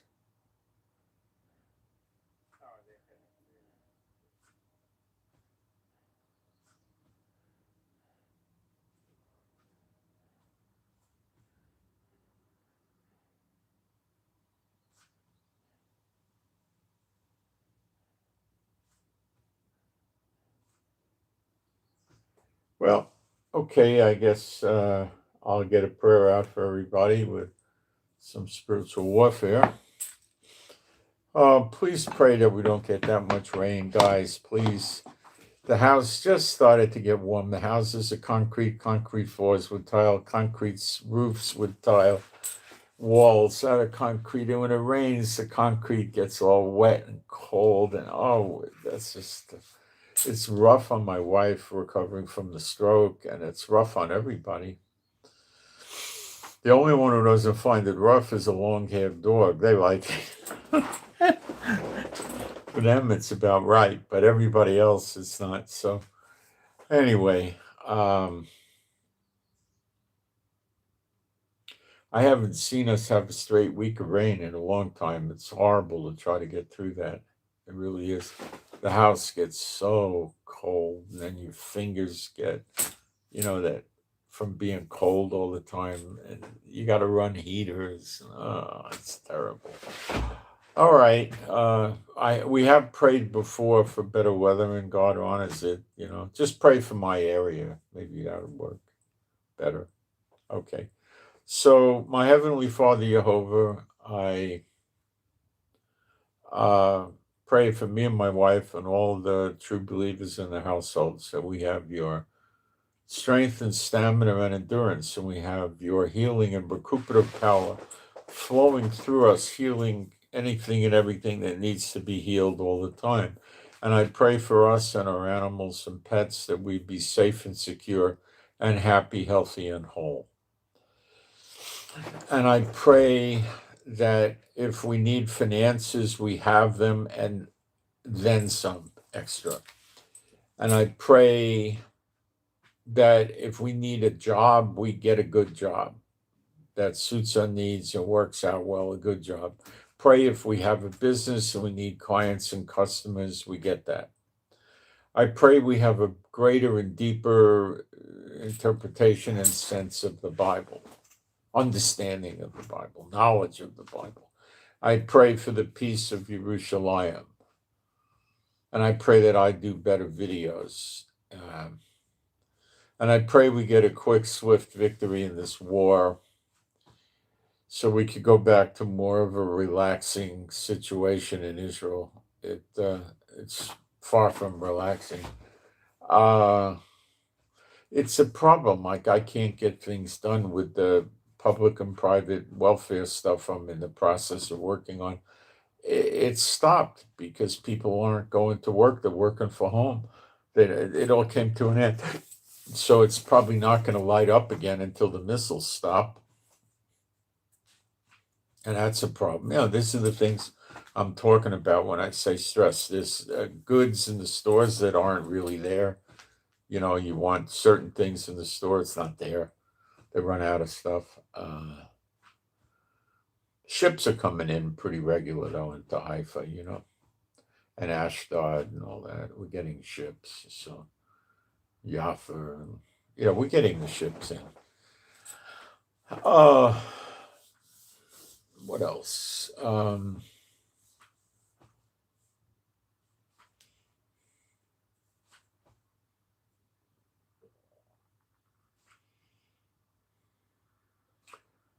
And I pray for the peace of Yerushalayim, B'Shem Yeshua HaMashiach. And you can agree with that prayer also and make it more powerful, even if it's a video, if you're a believer.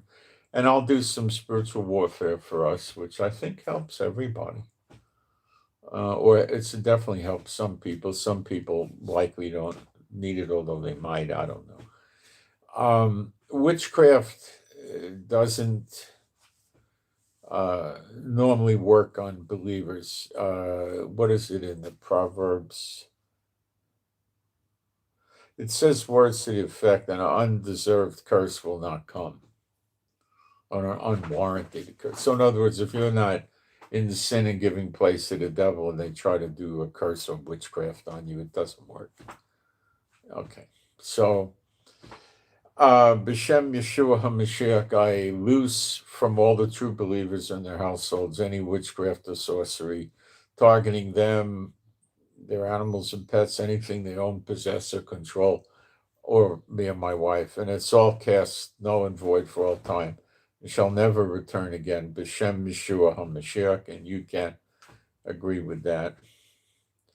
And one of the non-believer people in Israel that does the barley inspections said that he's not doing any because it's too dangerous running around in the fields.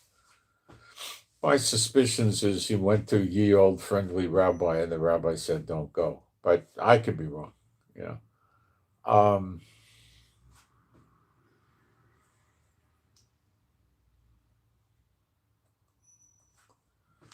What else can I tell you?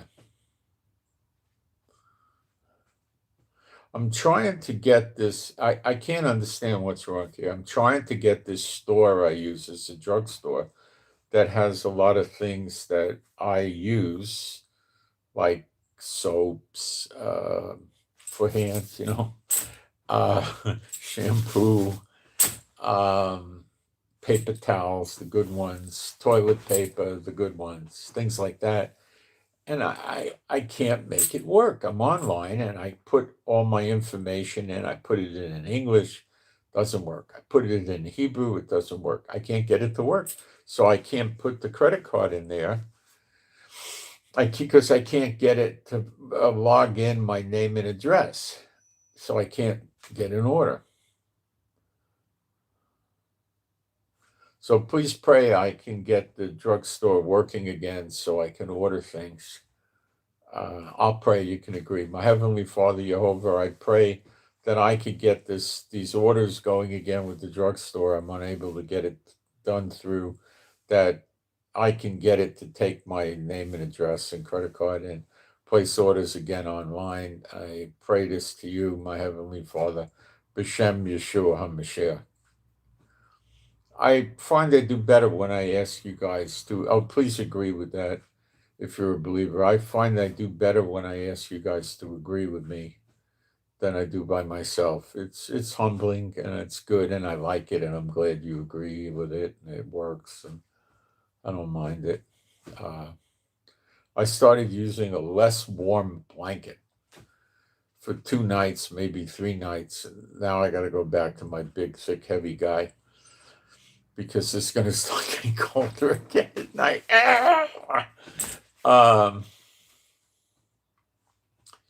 It's very hard on the birds. Not the bird, the dog. The birds stay perfectly dry.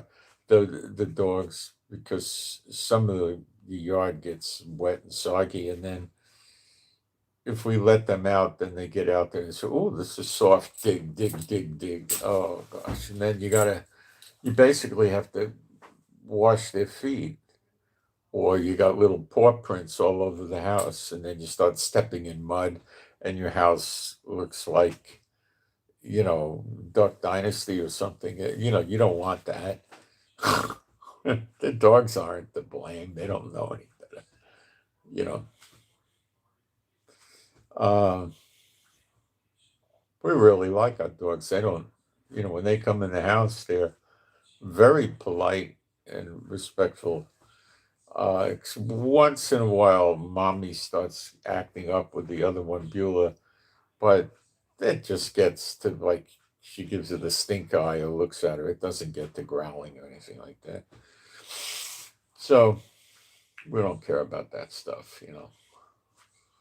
They like coming into my room. Well, one of them does because I got that electrode heater on usually, and I have a mat on the side of my bed, and I actually bought a dog bed mat to use there in case I drop something like an iPad or a magnifying glass or something like that, which happened in the past. It hits this, and it's rather thick, so it won't break anything.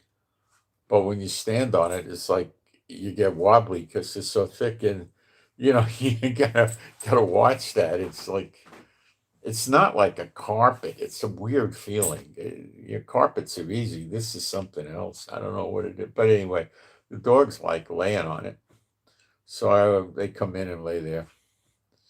Dogs are funny, they never learned too much of a good thing is not wonderful, it's bad. And they'll sit in front of that. They go out, they get up in the morning, it's cold outside, they run out and do potty.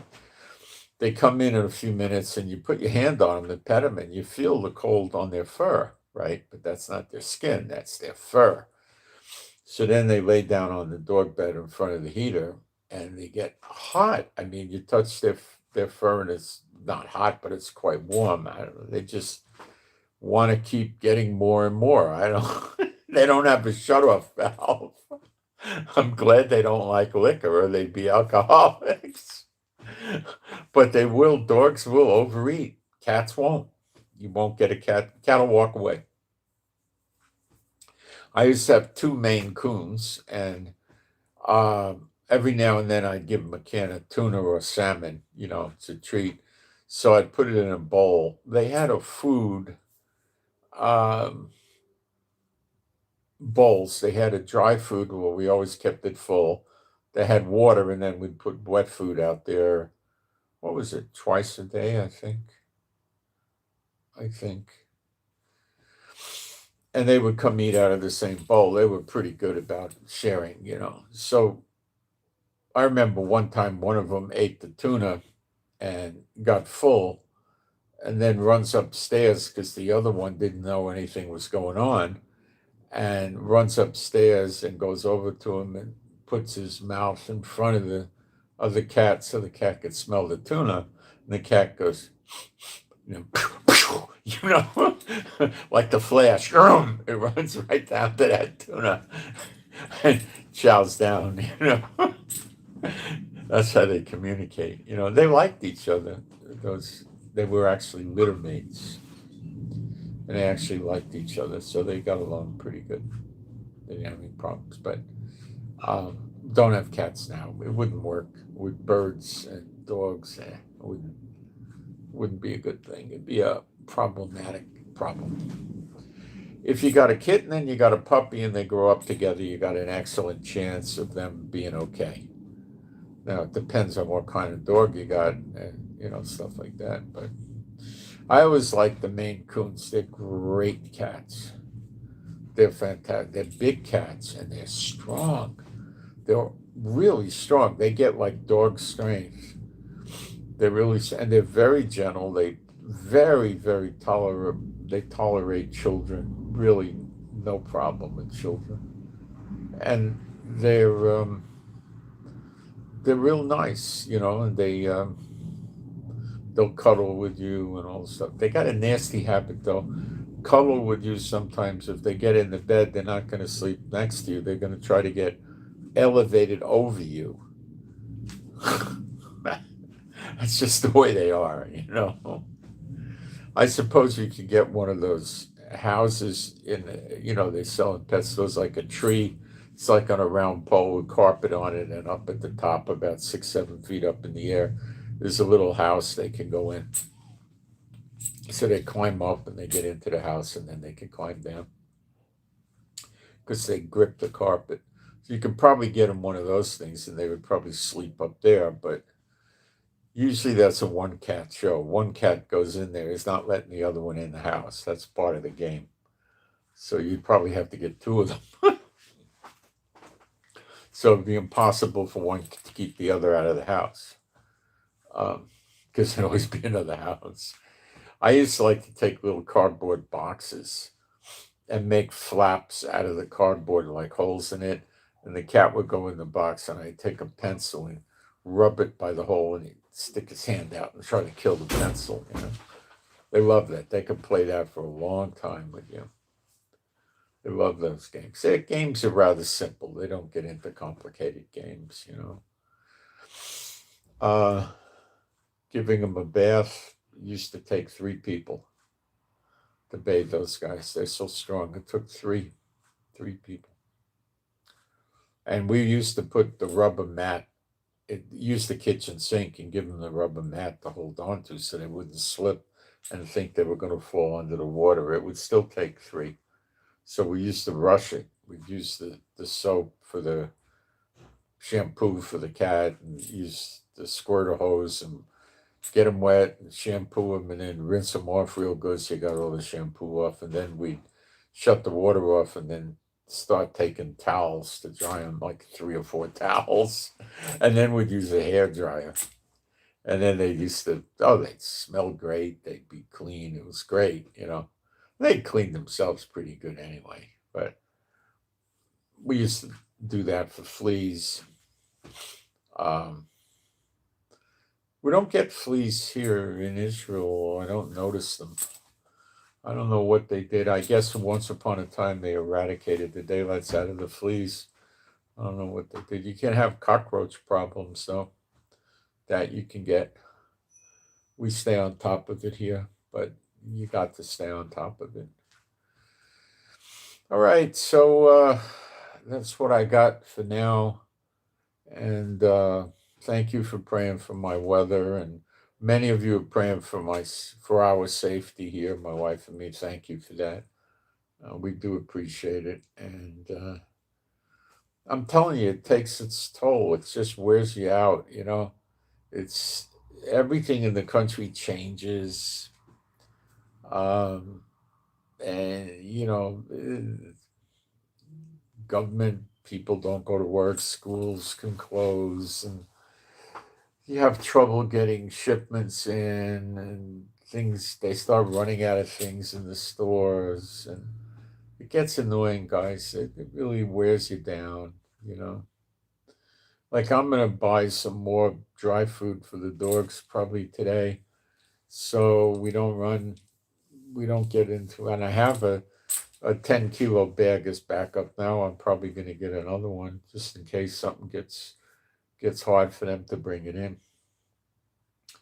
And I also take cans of food. We buy very, very good cans of food, and we put, each of them gets the dry food in a half of a can to flavor it up for them, and they love it. And we'll have to try to get that too. So that's one problem you get, where you're getting, run out. You got to be careful with the pet food, Then there's other kind of food you're not going to get. It could happen. I don't know. So anyway, we try. So I'm going to keep you guys updated on the war, but we're going to get more into the big issues, not this city was bombed and this building was bombed, and and get into more of the big picture like we did today. That's more important, I think. The Lebanon, we're fighting actively in Lebanon. We've got soldiers, Israeli soldiers, in about 5 or 6 villages now inside Lebanon. If I read you the name of the villages, you wouldn't know where they are. South Lebanon. And that's going to keep increasing. Um, so we're fighting Lebanon, we're Hezbollah, we're fighting Iran, and the Houthis are, I don't know what they're up to. We'll have to see how that goes. I have a feeling they're waiting for us to get rid of Hezbollah, which is rather, to me, rather obviously will, and then they're going to try to take up the slack to keep us under pressure. Trump is really bombing the daylights out of these psychotics. He really is. He's bomb, bomb, bomb, bomb, bomb, bomb. And so is Israel, yet they still keep marching on. But it comes to an end. Comes to an end. We saw that in Gaza. All right. So I send my shalom to all those who love Yeshua HaMashiach. And I'm out. Thanks, guys. Oh, I didn't run over time too much today. Good.